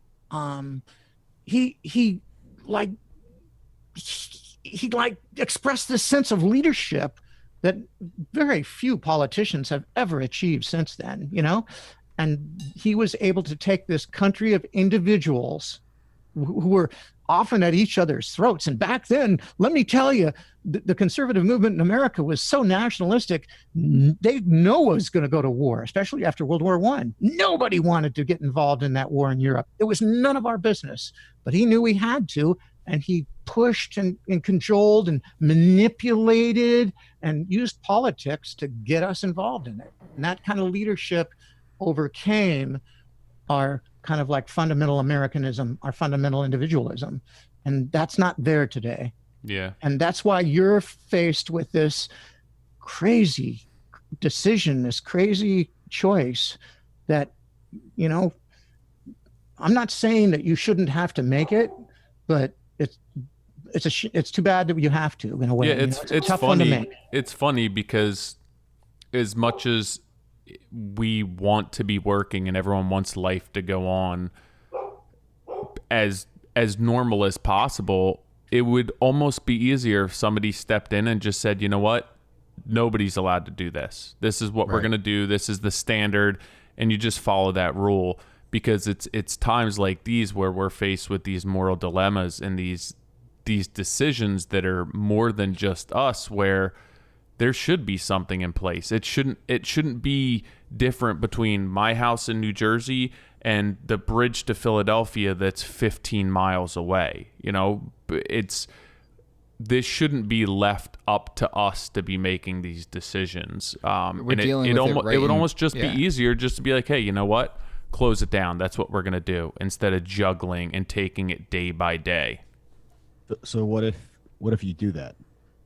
What if someone does take it away from you and you have to stop? Do you put everyone on unemployment right away? Or how do you, that goes back to the other question. Let's say they take the work away from us. Then what do we do for our employees? Do we do like the whole, you're in an airplane, put the mask on yourself first and then do your kids? Like, is that what we're thinking about when it comes to, if like Nick, you sent me a text earlier that they shut us down for a month? Yeah. Now it's controlled. Now it's out of our hands. Now there's a different dilemma involved. Right. What a good metaphor. What a really, really good analogy. Do you put your own mask on first? And what's your answer to that? I mean, the flight attendant's probably right. So Yeah. I would have to put my mask on and then You be do able it to so help you can, everyone else. you can survive. You have to. Mm-hmm. You have to put your mask on first. And because if you don't, it's stealing from your kids. Right. If you worry about them too much and you put their mask on first and you die, you're stealing from your kids. But if you put yours on first and get theirs on as quickly as you can, because now you have the strength to do it, you're not. You're responsibly caring for them. So that's what a great analogy. And Tyler, you're right about this kind of slapdash thing that's going around, as far as nobody really taking control nationally of what's happening. You shouldn't be, I don't want to use the word shouldn't. It's a shame that one of the negative kind of parts of our American culture, our individualism, is that it's difficult for us to follow a leader and to even have a leader that's willing to step up and say, this is what everybody's going to do. We just don't have that in our country, especially right now. But if we did, that sure would be cool, wouldn't it? It would. And I had this conversation, I think I talked about this last week as well, is that I'm talking to another builder. We're both asking each other what we're doing. He's shut down, but he's gonna bring guys back because our state's allowing it, but the city that we work in isn't. But he has work outside the city. I'm in the position where we're continuing to work until we're forced to shut down, and he's bringing guys back. He's bringing his guys back to work because he doesn't want to be the only builder not working, and all his guys say, this is unfair. Every other builder out there is working, and you're making us take a pay cut and go on furlough or being laid off. So it's exactly this dilemma. It's, I'm in the same spot where if everyone had to shut it down, it would be way easier. I wouldn't compare myself to anyone. But like I get this notification today saying that, we're no longer considered essential because we're not contributing to getting someone into a home because they have a place a place to live. We're not on the essential list anymore. Yeah. Not clear as it was yesterday. Right. So now I'm looking at this as, and now I'm, I have to evaluate that. Are we shutting down? That's what's happening. The municipalities and governors and mayors and stuff are starting to look at construction, and they're saying, hey, it's not essential. Mm-hmm. And it's happening. It's going to spread across the country very quickly. I think I made the reference is that they're dimming the lights, right? Like the lights are getting darker and darker. It would just be easier if they flick the light switch off and just say, totally. Hey, totally. It's off. We'll turn it back on in a little bit. The way that they're doing it is just dangerous because too many people are going to keep working because of what you just said. Hey, so and so is still working. How come I'm not? But underlying but they're bleeding. That's the problem. There's two things. They're working, but they're bleeding because they're trying to ride this out until it comes back online 100%, rather than realize that the graph is showing that it's 90, 80, 70, 60, 50, 30, down to zero. There's two things wrong here. I got an email from somebody today, and if they're listening to this podcast, they'll know who they are, and I apologize. I would come right out and say this to them, but I'm not going to mention their name. It was a lumber yard, and the fellow said, crazy times, just like they always say, crazy times. But fortunately, we're part of the essential. We're considered essential, and we're maintaining our business. Our stores are still open. And here's the part that I really was affected by. And the folks who work for us who are still brave enough continue to come into work. That's wrong. So think about that. Yeah. There's, like I said, there's these strange things in our heads that motivate us. And that's one of them. Like, am I a pansy or am I a punk because I decided not to keep my guys on the job site? Like, am I weak because, I didn't keep going. I didn't keep working. But that's obviously once I start putting it in those kinds of words, those kinds of phrases like weakness and pansy and stuff like that, those are like bingo. You go, no, that's not the way to think. That's a really screwed up way to be thinking. I need to analyze what I'm thinking here. I need to really examine my mind and get into why am I thinking this way. And that's cool because it makes you start thinking about stuff. And here's my next story. I was in Venice, Italy, and was supposed to not come home until about the 10th of March. We were on our first stop. We were in Venice. We were supposed to go to Florence the next week and Rome the following week. It was a lifetime trip that I had planned with my daughter. We'd tried to go 4 years in a row, and every year I had to have surgery and couldn't go. And finally, I was well enough. We were crossing our fingers that I wouldn't get messed up. I didn't. We went. And the last day we were supposed to be in Venice, they shut down Milan, and they closed the carnival in Venice. And I got online and I went, holy cripes, this coronavirus thing has just taken off. I think we need to get out of here. We need to go back home because it might get tough to find a flight. It might get tough just to get back into the States after being in Italy. Who knows what's going to happen? And then I thought to myself, no, you're overreacting. You've talked to people in Florence. Everything's cool down there. Just get on the train tomorrow and go on down to Florence. So I had this dilemma. And I said to myself, why are you thinking that you should keep on going? What's in your brain? You know, what's part of the thinking process? Money. I've already spent the money to come here. It's only 2 more weeks. I'm da-da-da-da-da-da-da-da-da. If I go home right now, I may never get back here again. All that kind of shit. And then I said to myself, wait a second. What's more important? The money or your life? The money or being quarantined in Italy and not being able to get back to the U.S. with your daughter? My daughter's almost 40. She's 38. So, she's an adult, but still, you're going to always be responsible for your kids. It doesn't matter how old they are. And I made the decision to get out. And it costs a fortune, thousands of dollars to fly home at the last second. But I feel like, hey, if you make a decision based on money, generally, it's not going to be the best decision you can make. It's like Tyler was saying, it's a moral question. It's not a, and so if you're thinking to yourself, if you're struggling with this decision, thinking, well, my competitors or they're keeping their guys on a job site and my guys are going to be upset that I'm not, you're actually caring about your guys more if you don't let them work. That's a tough thing to consider, but it's true. In this atmosphere, in this environment, you're protecting your employees more if you don't allow them to become exposed and then take that home to their family. It's tough. Yeah. I mean, it's going to be interesting to, reflect back on this conversation and just this whole ordeal a year from now. In 2 weeks. You won't have to wait a year. You think 2 weeks what?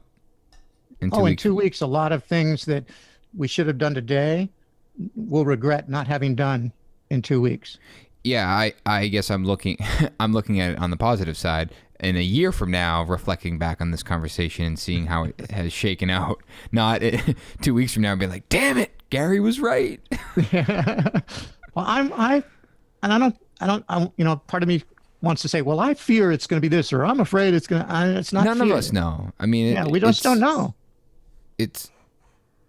A lot of people reached out last week because we talked about it, how, Tyler, John, myself, even Dovey, who was our guest last week, were dealing with this and, as a business. And we've wrapped up that episode and I was like, we really didn't define anything. We just all kind of complained and talked about what we were doing in a very nonchalant way. And people were like, thank you. Like, just, I'm in the same exact boat and I don't know what to do and I'm struggling and I think I should shut down. It's just good to know that everyone's on the same page, even though no one is on the same page. In the grand scheme of things, right? The country, right? There's so many different. It's gonna be like Gary's about to say. It's whatever happens. It's funny. I thought about this after the podcast. Is that everyone complains about our markets being so high and great money. This virus hit some of the biggest markets first, so everyone else has been able to sit back and see what's happening and should be able to get a little bit of a buffer on what is coming their way. If it's not in Florida, guess what? It's en route. Right. If it's not in Mississippi or wherever, it's on its way. So plan for it. And I think this was going to happen, Nick, no matter what. When they came out with the surge rate in Massachusetts being the 17th of April, there's no way they're going to keep stuff going. Hospitals are already packed. So this is basically what we're saying to our subs is that if you're going to bail, I think we said it right, is that the first 2 weeks of everyone saying, hey, you don't have to go to work, everyone, that was the same talk as a stimulus package. And everyone was like, I get a free 2 weeks off and they're going to get me a check and stuff will be deferred. By the way, look up deferred. It doesn't mean it's free. Yeah, it just means it's going to wait 2 months and you still have to pay the whole amount. Right. Yeah. Okay. So nothing's free here. Everyone's getting their excise taxes, their property taxes. It's all coming. Yeah. I feel like that all came at once too. Yeah. But at the same time, and it's like, this is going to happen and you have to prepare for it. And I'm glad they shut it down because my biggest thing was I'm driving to a job site where there's 4 guys and we're doing the right thing, but I'm passing families gathering in neighborhoods that, let's be honest, one of my clients said today, he goes, this is going to be like cancer. Everyone is going to know somebody that passed away from coronavirus. More than one. Yeah. Prepare yourself now. It's not like it's not if you get it, it's when, and it's prepare for it. And right now we're just trying to slow down the hospitals. Good point. And I think that's why, you know, you're all saying this stuff, you know, you're all ringing my bell, because we know enough now after a few weeks of this, and I just want to say a few weeks, the ones that counted, the last 3 weeks, let's say. Now we've learned that, yeah, too bad we didn't react like this in January or in February, you know, because had we done that, had we reacted like we're talking about now and shut everything down, it would have had a huge impact. But now that we've seen what it does, you're right. We should be shutting down the places that aren't infected, like immediately, because that's the same thing we should have done in January, right? It's just on a different scale at a different timing, but it's the same thing. It's exactly the same thing, because the same stuff's going to happen. And that's what I feel like. The decision I had to make when I left Italy was really tough, but it wasn't a financial decision. It was a moral decision. And that's why I like you guys using the word. It's and moral really doesn't even cover it. It's respect. It's just what I was talking about. What do you carry to the front door, you know, Right. on the first day of the job? You want to respect yourself, and you want people to respect you, and you want to respect them, you know, and that's the number one thing, right? And that's what we're caught in. And I think this country is getting a lesson in how to think that way, and a harsh one, a really, really hard one. Yeah. You know, and yeah, it's going to be hard financially. It's going to be really tough. A lot of people are going to be just totally ruined. I want to switch it up. I want to go back to the book. I want to go back to the book and getting into, you know, writing for the writing of the articles for magazines and things like that. And you said back then, writing a book, who knew that it would, you know, build such a rapport? You know, there was so much credibility. And I think today, you know, social media does a great job of gaining that credibility and kind of showcasing like what, you know, educating people and becoming the voice of an industry. But I think a book itself really still trumps that. It's like, yeah, you can be an influencer, you can be someone on social media that is educating and doing all this stuff. But when you do write a book and become an author, I think there is that higher level of credibility. So I'd like to talk about that a little bit, about, you know, what made you, you know, you were approached about the book, right? Yeah. What, I'd been writing articles for Fine Home Building, you know, on finished carpentry subjects, and they asked me if I'd do a book on, so I think why? they asked me if I'd do a book on, they wanted me to write a book, and they said, what would you want to write a book on? And I said, well, probably doors.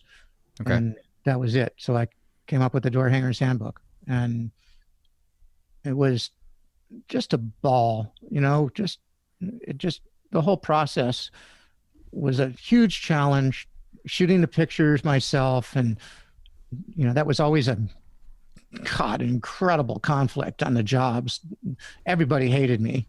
Whenever I take because I had to shoot pictures of myself, I had to take out a camera with a tripod and a self timer, and sometimes a couple of lights, set all that crap up, and be shooting pictures of myself while I was supposedly hanging doors for, you know, there was so many things I had to do that were crazy, but it was incredible to learn so much so fast, be forced to learn so much so fast, because I was forced to look at what I was doing in a super, you know, examine it under a microscope and say, is this the best way to explain this?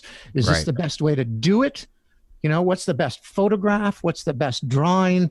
It was just like really, really in a fast forward kind of like, you know, process. I think it'd be tough today to get I don't even know how many books Taunton's even publishing these days, or who's publishing books like that anymore, because they rely mostly on, it's YouTube, you know?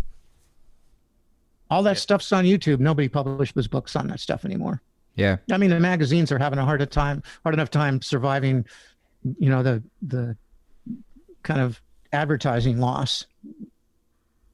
So I mean, you're still selling on Amazon. It's a $50 book, man. I heard recently somebody tried to get the finished carpentry book that I did through JLC, efficient techniques, and it was it's right here. Paperback book. It's $145. $145. There's let's see, how many can we buy? It doesn't even tell you how many are available. There's probably none. Might be. And I looked up that other book you're talking about by Craig Savage. It was 1989, Trim Carpentry Techniques, Installing Doors, Windows, Base, and Crown. Yeah. Wow. So how long did it take you to write that book? The door hanging. I think they gave me 6 month, something like that. They give you a deadline. Okay. And you have to send in so many chapters and all this kind of stuff. But I'm such a nut about. Did you type it? I'm such a workaholic, and Did you type? Well, I mean, I don't know. Like, was it typed? Was it handwritten? Oh, I had a computer. Sure. There were computers then, honest. I wasn't questioning if there was computers, but I don't know. Like, some people write their thoughts better handwritten. I wrote that whole thing on my Apple II GS, which you don't even know what it is. I have no idea. It was one of the first mass-produced computers Apple made. I played Oregon Trail on that computer. Okay, good. That's it. You got it. Okay. So, I never had a hard time writing. Okay. Because it's something, words are my thing. And, I'm not the greatest writer in the world, but I'm pretty good in this niche. You know what I mean? Yeah. I'm not so good as a novelist or whatever, but I'm pretty good when it comes to writing carpentry articles. And I managed to break it down by topic. By then I'd taught enough carpenters how to do it, on job sites, on our own carpenters. So I had a system for hanging doors, a step-by-step thing. I had a system for pre-hung doors. I had systems for invisible doors with sauce hinges, and I had systems for thresholds and weather stripping and pocket doors and pivot doors. And I got every single one of them in there because I said to myself, if I'm going to publish a book on doors, you got to cover them all. I'm going to do something nobody's ever done before. I'm going to do them all. Yeah, it was a trip. It was really fun. There weren't any that I had to mock up because it just seemed like once I started the project, they just kept falling into my lap, like boom, I'd be on a job and I'd have to do a pivot door, or I'd have to do a double act with those old double act bomber hinges, or I'd have to do whatever. And I'd go there sometimes on the weekend to do it so nobody would get hassled, or I'd, whatever. I just scheduled it so I could accomplish the photography because that was the hardest part. It was really hard to get the pictures. Yeah. I mean, that I can see that. I'm sitting here kind of quiet because I'm trying to envision the process and how you did that. You're doing a job, you're writing it up, you're breaking it out in different categories, and then you're following up with pictures. I mean, you mentioned YouTube. That's kind of how we share and educate, right? Beyond the podcast, it's like, my company, we try to educate through YouTube. It's interesting because we talk all the time about how we don't want to be a how-to company. We don't want to be a how-to do something. We want to show you the why, because we want to show you the value in what we do. And it's it's constant involvement. John and I talked about this 2 weeks ago, how we have derailed from that why and went to the how, and now we're trying to go back to the why. And it's this constant. I'm going down a totally different path. The point was being able to do something, write about it, and then get the photos, and then constantly question whether that photo captures it correctly, if it's the best technique, is it the best angle, is it the best view, will someone understand it? That's an incredible amount of work to then put it into this book in 6 months. That's why I asked how long it took. Yeah. Yeah, but look what they're selling for now. It's all worth it. Yeah, but I'm not even getting a small piece of that. I just added it to my cart, and it added $15 just for a fee. I gotta figure this out. I'll come back. Tell to them it. that you're on the podcast with Gary. See if With they'll, Gary. Yeah, right. What's the coupon code, Gary? I wish. So I think I made like, I don't know, maybe $1 a book or 80 cents or something. you don't get a cut of that anymore? No, Why is that? those are all resales from used books that you're seeing for $150. Yeah, or it says it's a it's brand new new. book that somebody's been holding and they're selling it privately. So they're not producing them The anymore. publisher doesn't even have the Door Hanger's Handbook in hardback anymore. They quit printing it. Gotcha. My finished carpentry book that I put so much of my heart into, they quit publishing that maybe 5 years ago So let me ask you this: why not republish it? because they don't make enough money on them because it's a niche market. And in some ways, they abandoned the market. They abandoned those books prematurely, not realizing that there'd be a growing market for it later. Like So- today, I bet they could make more money selling that book today than they could, 15, 20 years ago. That's why I asked. And I Yeah. mean, with technology, now you can print on demand. Yes. Yeah. I know Amazon has the back end of it where you can basically write a book and they will Yep. print it for every order that they get. Exactly. There are other companies who do that. I have researched that Yeah. extensively because I have a book I've been working on for 20 years and I intend to finish it and I'm going to self-publish it. And That's cool. that's going to be like the way to go. Yeah. So moving into the clinics, working with JLC was the first one. Yeah. In early 2000. Yeah. Th- That's a fun story people should know. This How did is where Gary everything's. Katz- Yeah. How did he get started? How did you start the Katz Road Show? Yeah. How'd you do all this crap? You son of a bitch. Yeah, you son of a bitch. Yeah. So Some people think he's What- such an egotistical guy. That's how he did it. No, sorry. No, so- I just felt like I was a major screw up and kept trying to be good. You know what I mean? Just kept trying to do good. But See, Mom? yep.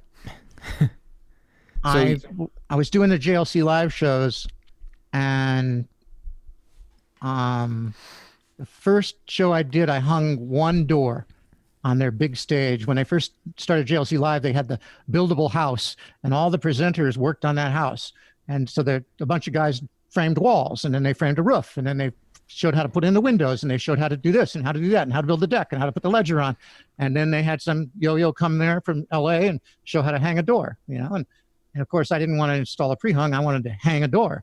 So I got up there with my door bench and my plane and my routers and my templates, and I hung a door. And then, they didn't know I was going to do this. And then I put in a mortise lock in 1 hour. So it was like a trip. I loved it. I was scared to death. I was shaking so much when I cut the head of the door with my skill saw, to follow the scribe line. The guys in the front row were going, "Oh my God, look how much the guy shook. He's going to cut his hand off." And I kind of stopped and I said, "You guys in the back don't see this, but the fellows in the front are turning white." It was the first time I was on stage in front of an audience like that. And I had somehow or other, I had the ability to disassociate myself for a second from my fear and connect with the audience and kind of make a joke out of it. And I realized, boy, that sure made me feel better. I was still shaking, but I wasn't freaked out so much. And I swung that door and it fit perfect. And I grabbed my mortiser and just mortised it out really fast and showed them how to, hog out a box lock mortise. It was just really fun. And then the next time they asked me to come, they said, you had so many people in the audience watching that. Can you do a clinic where you just hang doors all day long? And I said, sure. I said, you'll have to order, I'll need like 4 or 5 doors a day and I'll hang a door every hour or something. And so I did that for a couple of years. And it was the first solo clinic, the first clinic that anybody did that was on the show floor. Mm-hmm. Up until then, everything had been done at the big, build a house thing. And so then they had some guys come and do some trim work at the big house thing. And it didn't come over too well. They freaked out. They got really kind of like scared and frightened and couldn't talk. And And the JLC folks asked me, hey, can you do trim? And by then they realized my mother always said, Gary, you've got the gift of gab. That's like the worst thing you could possibly say to anybody. You know what I mean? You know what I mean? Somebody could say it to you, Right. to all of you, except for John. He just doesn't talk enough. But Yeah. anyway. John gets real quiet when he's around somebody who he respects a lot. He clams up. So I started doing a trim clinic, and they gave me, Windsor One was the material sponsor, and Craig Flynn came, who was his father owned the business, was still alive then and owned the business. And so Craig came, and he was like the executive, whatever. And at the end of the clinic, he came up to me and slugged me in the arm. You've probably heard this story. I've told it all over the country thousands of times. Slugged me in the arm, seriously, and said, you need to do this at lumber yards all over the country, man. And I went, yeah, that'd be great. What a good idea. And that was it. You know, that was like Rhode Island. And then he saw me again in Columbus or Milwaukee or wherever we were the next time. And I didn't even know he was around. Suddenly somebody slugs me in the arm really hard. I mean, bruise hard. And says, hey, I told you need to be doing this at lumber yards. How come you haven't done anything? And I said, whoa, hey, I didn't know you were that serious. And he said, you bet I'm serious. Talk to my salespeople. They'll set it up. I said, well, you know, I don't even know what it'd cost. He says, I don't care what it costs. Charge me. It was just like that. And I went, holy smokes, you know, okay, pick a lumber yard. And so they picked Ganal Lumber down in Anaheim, which was, you know, an hour away from where I lived, an hour and a half. And I put together a couple of sets and some presentations like I'd been doing at JLC, got it all into my work band, my old Econoline, and took somebody with me. I think it was Dan Parrish might have come. I think it was Dan Parrish came with me because he was still working for me then. And we put on these 2 shows at 2 different lumber yards in 2 days. It was a nightmare. And before we went, I was so nervous and hesitant to tell Craig Flynn, hey, this is going to cost you big money. But I didn't want to do it for free. So I told him it was going to cost him $2,500. So I'm going to get into the money here. Yeah. If you don't understand the money, then you don't get it. Because here's the joke is in the money. So Craig said, hey, that's no problem. $2,500. How many can you do? You know? And I said, oh, really? I had no clue. I had no clue about marketing or what the value of it was to a manufacturer. Before you get into it, where did the $2,500 come from? Top of my head. Okay. That's what I wanted to know. I was used to making about $1,000 a day. That was you figured, all right, 2 days, make 2 a little days, bit more. Okay, cool. But a day to set up. I got to pay Dan $2,500, and I'll come out pretty nice. It'll be more than I usually make. Yeah. And so the JLC shows weren't just sponsored. My clinics weren't just sponsored because I was doing these trim clinics. They weren't just sponsored by Windsor One. At that time, Bosch was one of the sponsors, and they were coming out with a brand new miter saw. That was when they first came out with the miter saw with the front control, the front bevel control. Senco was one of the sponsors at JLC, and so was Stabila. So here's where, you know, the Gary and me like grabbed a hold of the tail of the tiger. I was scared to death, but I pushed myself to do it anyway. I called those folks and I said, hey, I'm going to be doing this thing down at Ganal Lumber in Southern California. And if you would like me to use your stuff, it's $2,500. But I didn't know what else to say, you know? And they all said, okay. Wait, this is your first show, right? My first show. Okay, cool. They all said, okay. All right. So I can tell this story now. So are you thinking that you're low at this point if everyone's saying yes? I didn't think that. I thought, oh my God, I got 4 companies and they're going to each pay me $2,500. Plus I called my brother on the phone and I said, Larry, I'm not going to make $2,500.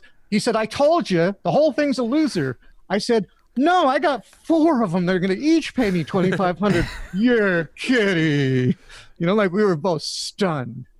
So the Bosch rep came to the show, and this is the guy I'd seen at JLC Live. He was He was a super nice guy. And the Cinco guy was there too. The same guy I saw at JLC Live. I mean, they sent their top dogs to this show because it was really important to them. I didn't understand it at all. And they both said to me, we've been trying to do this for years.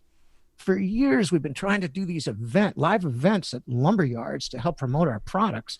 But every time we try, it's too expensive. It's just so expensive for one company to put this on. But what you're doing is so cheap, we can't say no. And I thought, wow, we should do more of them then. So the following year, Craig Flynn from Windsor One said, hey, I want you to do one of these events up at Dunn Lumber in Seattle. And I said, holy smokes, how are we going to I can't drive my my van up there. And he said, no, put it all in a crate and I'll have my company ship it up there for you. So we put all of our crap into a plywood box. He shipped it up there. We go up, we fly in. Dan Parrish and I fly in to Dunn Lumber in Seattle. I'm a guy that's never left home. When I went to that JLC show, I'd never rented a car in my life. And I had other physical problems that were even more of a challenge. But we do this event in Seattle, and there's like 150 people inside the store. They emptied out the store and put all these chairs in there, and it was killer. And the sponsors loved it. But more importantly, the audience came up afterwards and they said stuff like, I can't believe how valuable this was. You know, I brought all my crew in here. We were only going to stay for lunch and we stayed here the whole day. It cost me all this money and I can't believe how much we learned. And from that moment, I knew I was onto something. And that was it. The next thing I knew, the manufacturers, the sponsors wanted to get together and figure out a formal program to formalize it. And we got together at JLC Live that year in Portland. And in one room, we had the VP of marketing from Bosch, Cinco, the big Stabila guy from the US, Mike Frazier, and Craig Flynn, and one of his right-hand guys. And one of the fellows from Bosch said, look, this is what we need to do. He flipped open his laptop. He created an Excel spreadsheet. He said, all of us are going to vote on yards. All of us are going to nominate the yards we want you to go to and do shows at. And then all of us, there's 4 of us, we're going to vote on which yards are the most important to each of us. And that way, democratically, we're going to choose the top priority yards. Then you're going to contact them and set it up. And I went, wow, what could be easier? Hot damn, this is awesome, you know? How many shows do you want to do? Well, how many can you do? I said, how about 12? And they said, great. I'm thinking 12, you know, $2,500 a piece for each show times 12. Whoa, you know, I'm going to be making, it's like over 6 figures like that, you know? I was stunned. And so they gave me the list. They voted on it right then and there. They gave me phone numbers for these yards, some of them I had to dig up on my own. I go home, I start calling them. They don't know who I am. They don't know what I'm talking about. They have no interest at all. Whole idea sounds totally insane. The only yards I could interest in it were the ones who recognized my name because of my articles in Fine Home Building. That was it. Okay. It was that national name recognition that tipped it. And so we got maybe a half a dozen good yards and a half a dozen losers the first year. And it went like that for several years, where we'd do shows where 20 people would come and we'd do shows where 150 would come. And so we kept adding more and more new yards. I started a rule that every year we wouldn't repeat the same old yards that did real good. Every year we had to do at least 50% new yards, even if it was risky and they sucked, to find better yards. And that was one of the things I hung on to. And it was like, it just worked. It was like timing. It was good fortune, you know, all of that. And it was that absolute unquenchable desire to not be a screw up and do something valuable. Right. Yeah. That was it. To help people. And I started identifying emotionally with carpenters I started recognizing that other guys felt like they were a piece of crap too. That they were doing a manual labor job and they had no respect. And I started saying, hey, and I started that whole respect thing that I talk about during the shows. I'd tell these stories, about just silly stuff, but it resonated. You're absolutely right. Like the best part, you reference how after everyone came up to the stage and was talking to you, and you're making this emotional connection to these guys.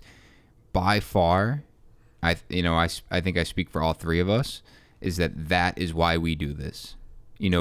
After an event, it's the event's fun, and it's usually it basically breaks the ice. But the feedback that we get, whether it's through DMs on Instagram or like the reviews on iTunes, but the live events, when they come up and we're talking, it's nice to hear that we're providing value to them. But what they oftentimes don't realize is that they're solidifying what we're doing, and it's reciprocated tenfold.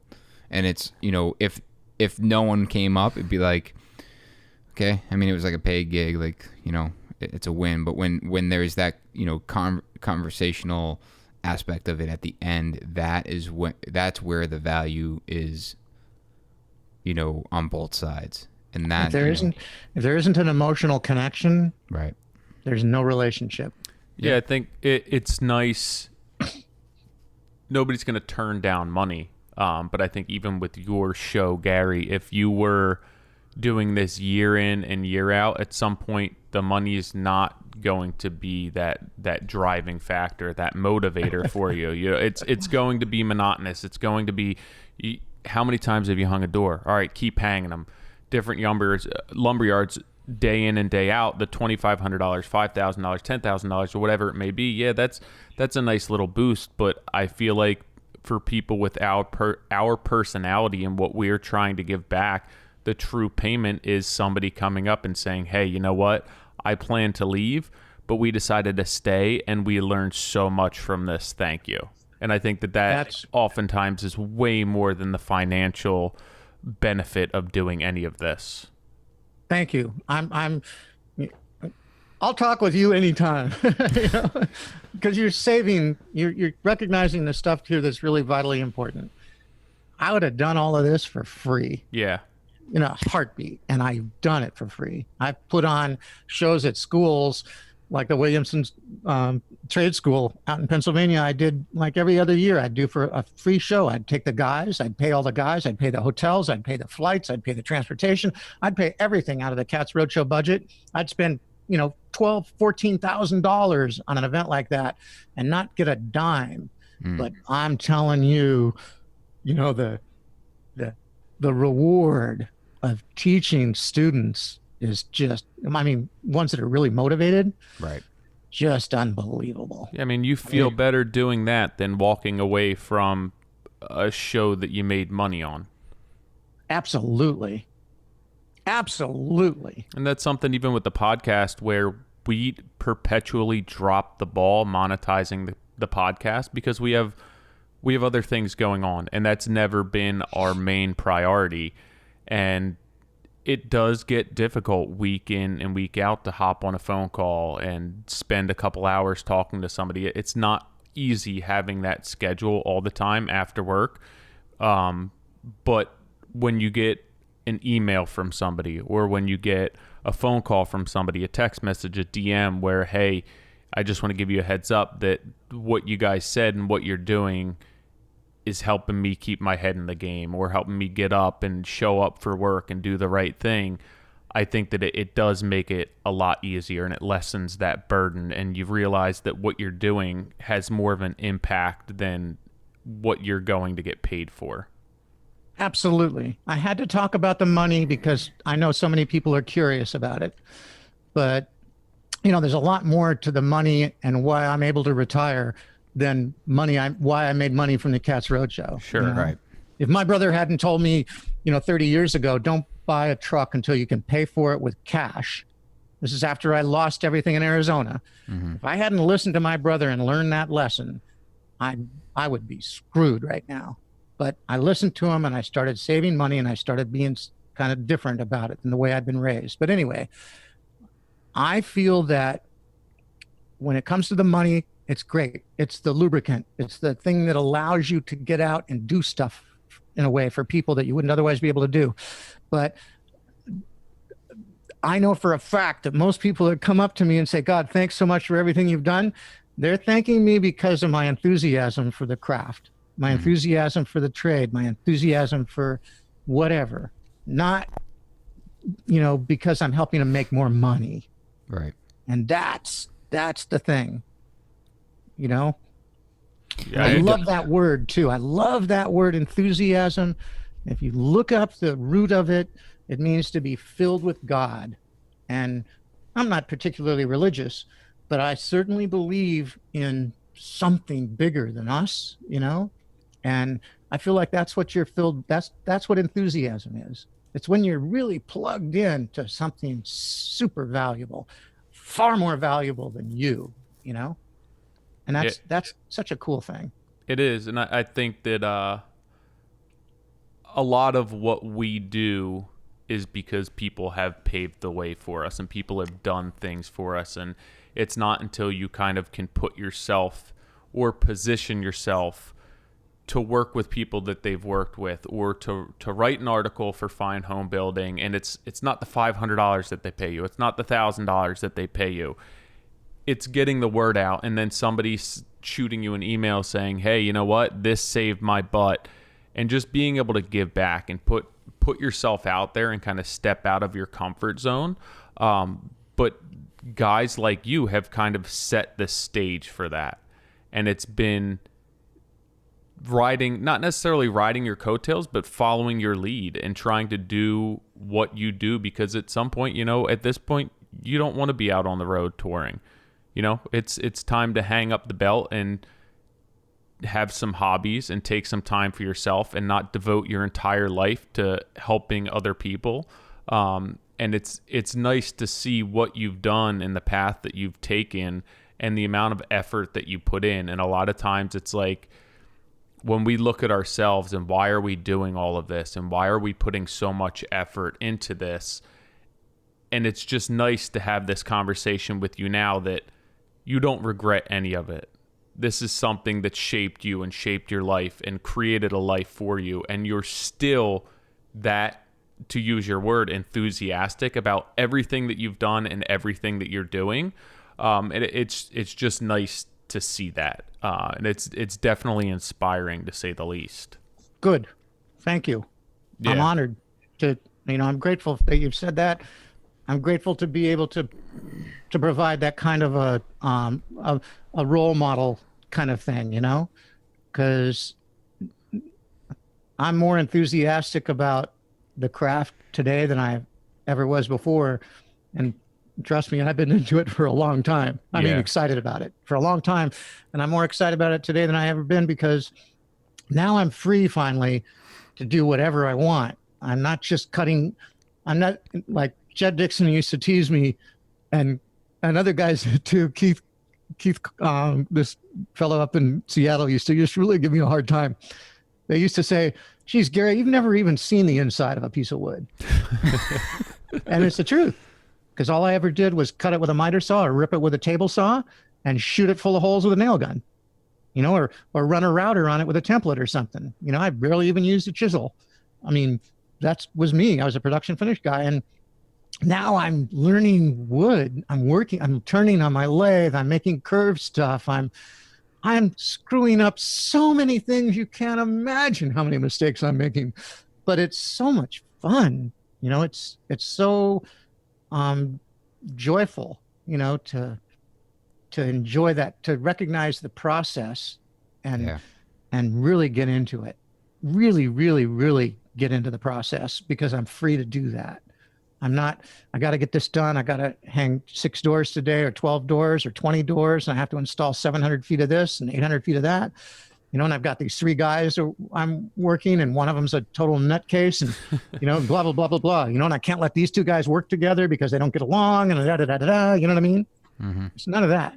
It's like I'm You can finally slow down a little bit. Yeah.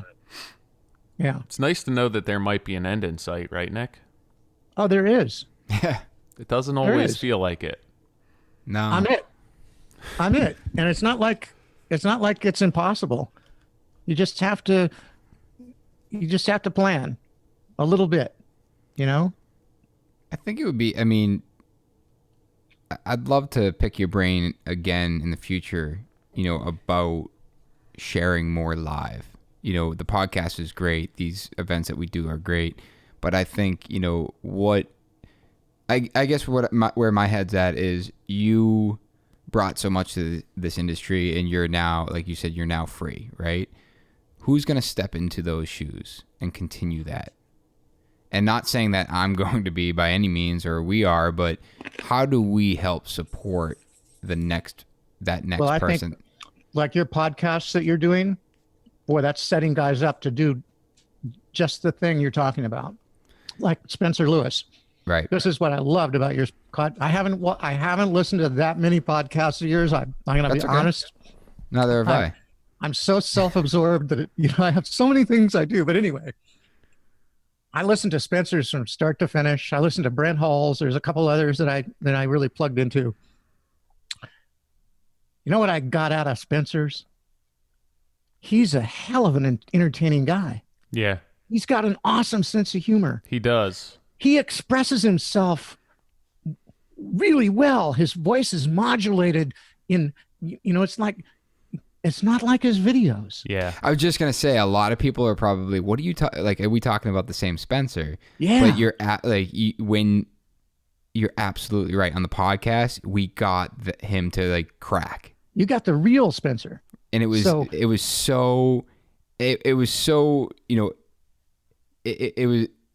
really exciting for us to see. But then to go back and watch his videos, and it's like, now I get him. Now I understand who Spencer is. But see, you guys are offering him this opportunity to learn from the experience from the public experience of public speaking, because that's basically what you're talking about. And from, I hate to say this, but it's acting, man. Yeah. It's acting. You're giving him the opportunity to express himself and to learn how to exaggerate a little bit. Right. How to emote better, how to communicate better, all of those kinds of things that are, God damn it, they're essential if you want to communicate with people. If you want to communicate and really teach somebody something, if you don't grab their attention, then you're that math teacher in, 8th grade or 9th grade or 11th grade who bored the heck out of everybody and nobody learned a thing. Every grade. Every grade. Yeah. You got to be that math teacher that drags your whole class outside and starts driving stakes in the ground to teach you what the Pythagorean theorem's all about. You know what I mean? Yeah. That guy. That's who you got to be, and you got to be enthusiastic about it. And if Spencer learns that, part of the reason he'll learn it is because of the experience you guys have provided him. And if he learns it, he's going to be that guy that picks up the baton in a sense. And I think we talked about that. I think we talked about him doing a road show, didn't we? Maybe. I don't know. I didn't hear it. It is funny though, because I had a conversation with him afterwards, just telling him thanks for coming on and all that, and credited him with him having quite a personality that I don't think that he gives himself any credit for. It was funny to see that. And it was almost immediate, because we started the podcast and didn't give him any heads up that we started the podcast, and all of a sudden he just got completely flush. And Nick was like, "Oh yeah, so we started the podcast." And so it kind of set the tone with him, and I think that it broke him down very quickly. And I think that he did a really good job of opening up. He did. It was awesome. I was so excited and I was just cracking up. I thought that, and I talked to some friends afterwards, and I said, "God, thanks so much for telling me to listen to that. It was just such an experience." Yeah. And I kind of wanted to send him a note, but I'm so careful about giving somebody the wrong impression or stepping on somebody's toes or something. But it's tough. I kind of wanted to send him a note saying, "Wow, it was so bitching to see the real Spencer Lewis." Well, you have to tell him to listen to the end of this podcast, and then it is tough to send stuff if it's not in person or not on a phone call. it can sometimes be perceived, and you don't necessarily know the person, but I'm sure if he listens to this, he'll get that. Because he's the guy. Yeah. He is such an innovator, and he comes up with such brilliant ideas, and he doesn't have any freaking ego about it. Yep. Right. That's what I like about him, maybe more than anything, but it's one of the things I looked for all the time is this guy just trying to tell me what he does all the time, or is he trying to learn from somebody? And when he says, this is what I do, did he learn it on his own, or did he learn that from somebody else? And is he ever given those other people credit for it? Yep. Right. And I love the way on his Instagram thing that he's always saying Your landline's ringing. Let me get rid of it. That might be a first A landline? on the podcast. I mean, not Really? in life. We don't have too many landlines ringing. Usually it's you can't turn your landline on vibrate, I don't think. No, and I have to have one here because my cell service here is kind of terrible. But what was I saying? He said that Whatever. he doesn't have an I think he's just an he doesn't have extraordinary an guy. ego, and that He doesn't have an ego. He credits people. He credits people, yes. And that's like, as you get older, you learn to recognize flags or tells or whatever you want to call them. And that's one of them. I don't feel comfortable around people that never give somebody else credit for having taught them something. That is something that makes me very, very, very uncomfortable. Well, as an educator, you should. Yeah. You should feel that way. Oh, yeah. And as a human being, geez, Yeah. I can't say 10 words without thanking somebody. Yeah. Right. Because I feel like I owe them, like. And it is, if somebody teaches you something, or you work for somebody, or you take somebody under their wing, and you're just willingly, freely giving them years of experience and saving them however much money and headache and frustration and mistakes, even if they still have to go through that on their own and make those mistakes to truly retain that, somebody gave you everything that they had. That's all.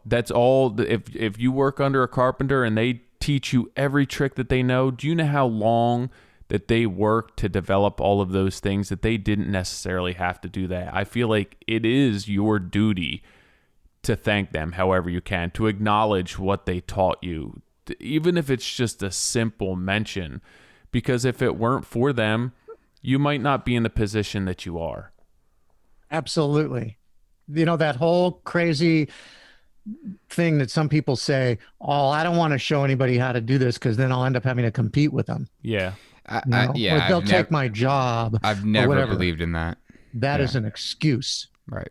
That's an excuse that people who have an uncontrolled ego use to not have to give credit where credit's due. Sure. Right.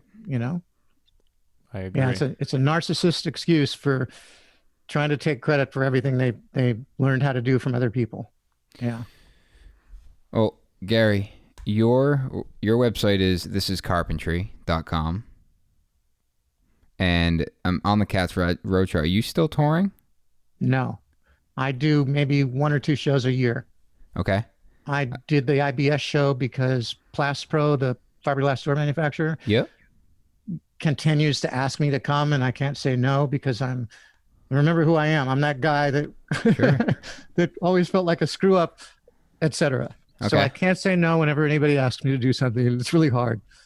And I did this show. Runs. Pardon? Sporadically, you'll do them. Very sporadically. I did a show in San Jose this year with Mike Slogat for a NARI chapter that I felt I should do with Mike because it was the right thing to do. Yeah. It was a difficult event, and he needed support, and the NARI group needed to get all we could give them. Yeah. That's fair. That's a good So it reason. cost us big money because there were 3 guys there instead of 2. That's another $1,200 in a hotel. That's another travel expense. That's another this. That's another that. But I don't see. I don't total up how much money I'm making. I never have. Mm-hmm. I look more at where's the value? Where's the value? Where's the value? Yeah. Long term. Yeah. So what's next for you? I have this book that I really want to finish.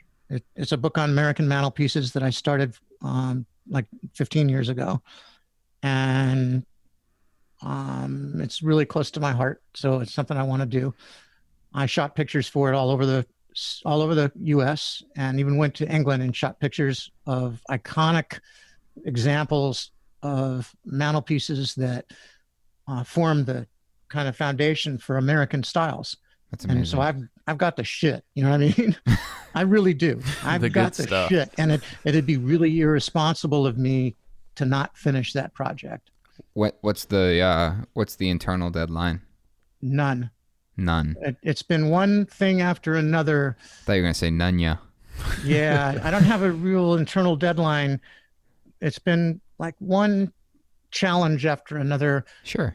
I have a chronic disease. I have Crohn's disease, and I've had massive surgery for it for years. I had my colon removed 20 years ago, and so I struggled with it until just a couple of years ago when the medical profession finally got on top of it. Yeah. And now I'm doing really well. That's awesome. And so that project has surfaced again, and I suspect maybe next year, if we're allowed to get on the road. Yeah. Next year, I want to take my Sprinter, which I've been converting to a camper, and my first road trip is going to be. I've been watching. Yeah, I know lots of folks have. My first road trip is all the way across the country to Boston. Yeah, I'm going to have to schedule a remote infusion because I have to have them every 6 weeks. So that's one of the challenges, because Boston has great hospitals. Yeah. Yeah. So I'm just going to talk to my hospital here and have them set it up with a sister hospital on the East Coast. There we go. I'm figuring I'm going to drive through the South. I got to go through Mississippi and Alabama and Tennessee because I shot historic homes down there, but I only shot the mantelpieces. Okay. I never took pictures of the outsides, the exteriors of the homes that I shot mantles in because I was so young and focused, and I've since learned, hey, man, you're going to be talking about architectural styles, and the mantelpieces that you're going to put in the book are ones that epitomize the style that home is. You need a picture of the outside of the house to say, look, this is a Georgian home. This is what a Georgian mantelpiece looks like. Yeah, you need context. Yeah. And so what a great excuse to drive across the country. I'm going to have my camera, my video equipment, my fly rods. I'm going to have my dog with me. I'm not going to have to take any airplanes, It's going to be heaven. Sounds perfect. That's awesome. That's what I want to do. It's funny. I know we're wrapping things up, but the few mantles that I have built, you don't realize how complex some of the most simple appearing designs are and actually what goes into them to make a mantle look right, feel right. It's crazy. And you'll see a mantle that by all means appears to be a simple design, and you start breaking that down and what goes into it and how wrong it could be with one small change. Yep. It's crazy. You put the wrong element in it. Yeah, you put the wrong decorative element in it, and boom, it's a failure. I feel like they can get away from you very quickly, and it's not until you get everything together and you're like, that just doesn't work. Yeah. It's to be honest with you, and I'm not like blowing my own horn, it takes a lot of research and understanding, academic understanding. Yeah. To really grasp what belongs on a specific, style and what doesn't. And once you get that basic, those basic fundamentals, and they're not hard, they're pretty simple, really.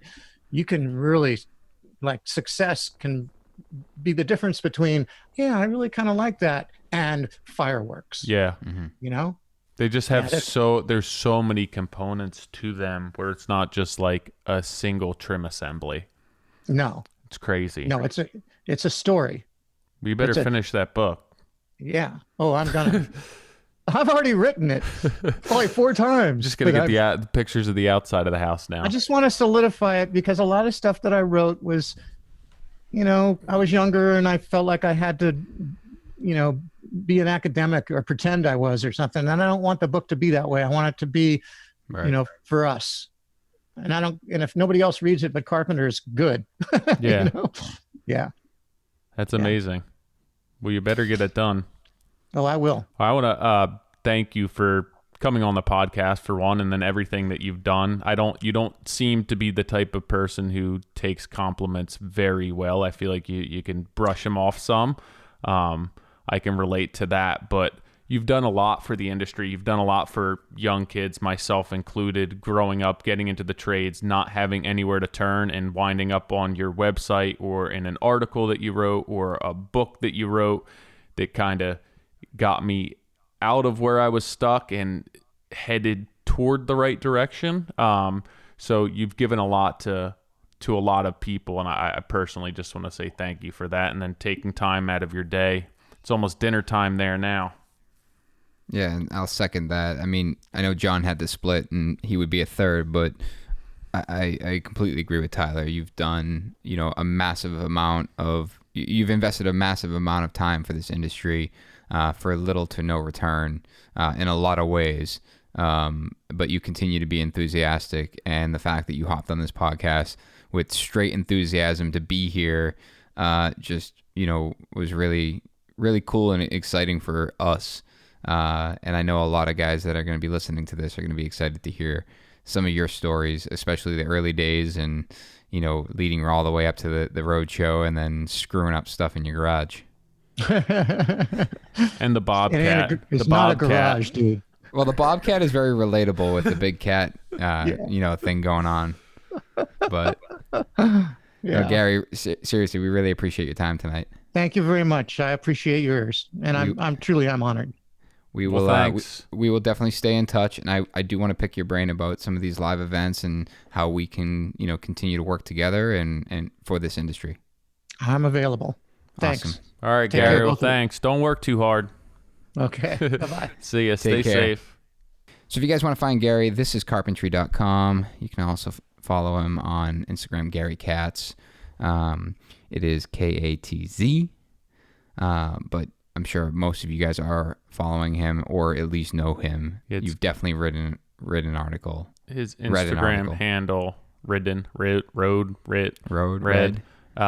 Gary M Katz with a Z and the number 1. We do have one review this week, and Tyler, it's your favorite kind. It's a 3-star. Yes. And it's about you. Yes. So, guys, last week the audio was terrible. We all did it remote. We did it on Zoom. This week, I hope you guys notice a difference. We Amazoned some new equipment to make sure we were all set up in our respective homes. We truly won't know how it turns out until next week. So I know, but I don't know about you, but this stuff showed up in 18 hours. Yeah, mine showed up really quickly too. It was crazy. So either way, shout out to Amazon, I guess. 3-star review from DTHRE. Really sorry, man, but he said hit the mute button because what's higher, the number of words Tyler says in an episode or the number of times he clears his throat into the microphone? I was battling a cold. Yeah, well, either way, audio has improved. We are back cooking. We should be in really great shape. As always, guys, you know where to find us. Appreciate you listening. We'll see you next week.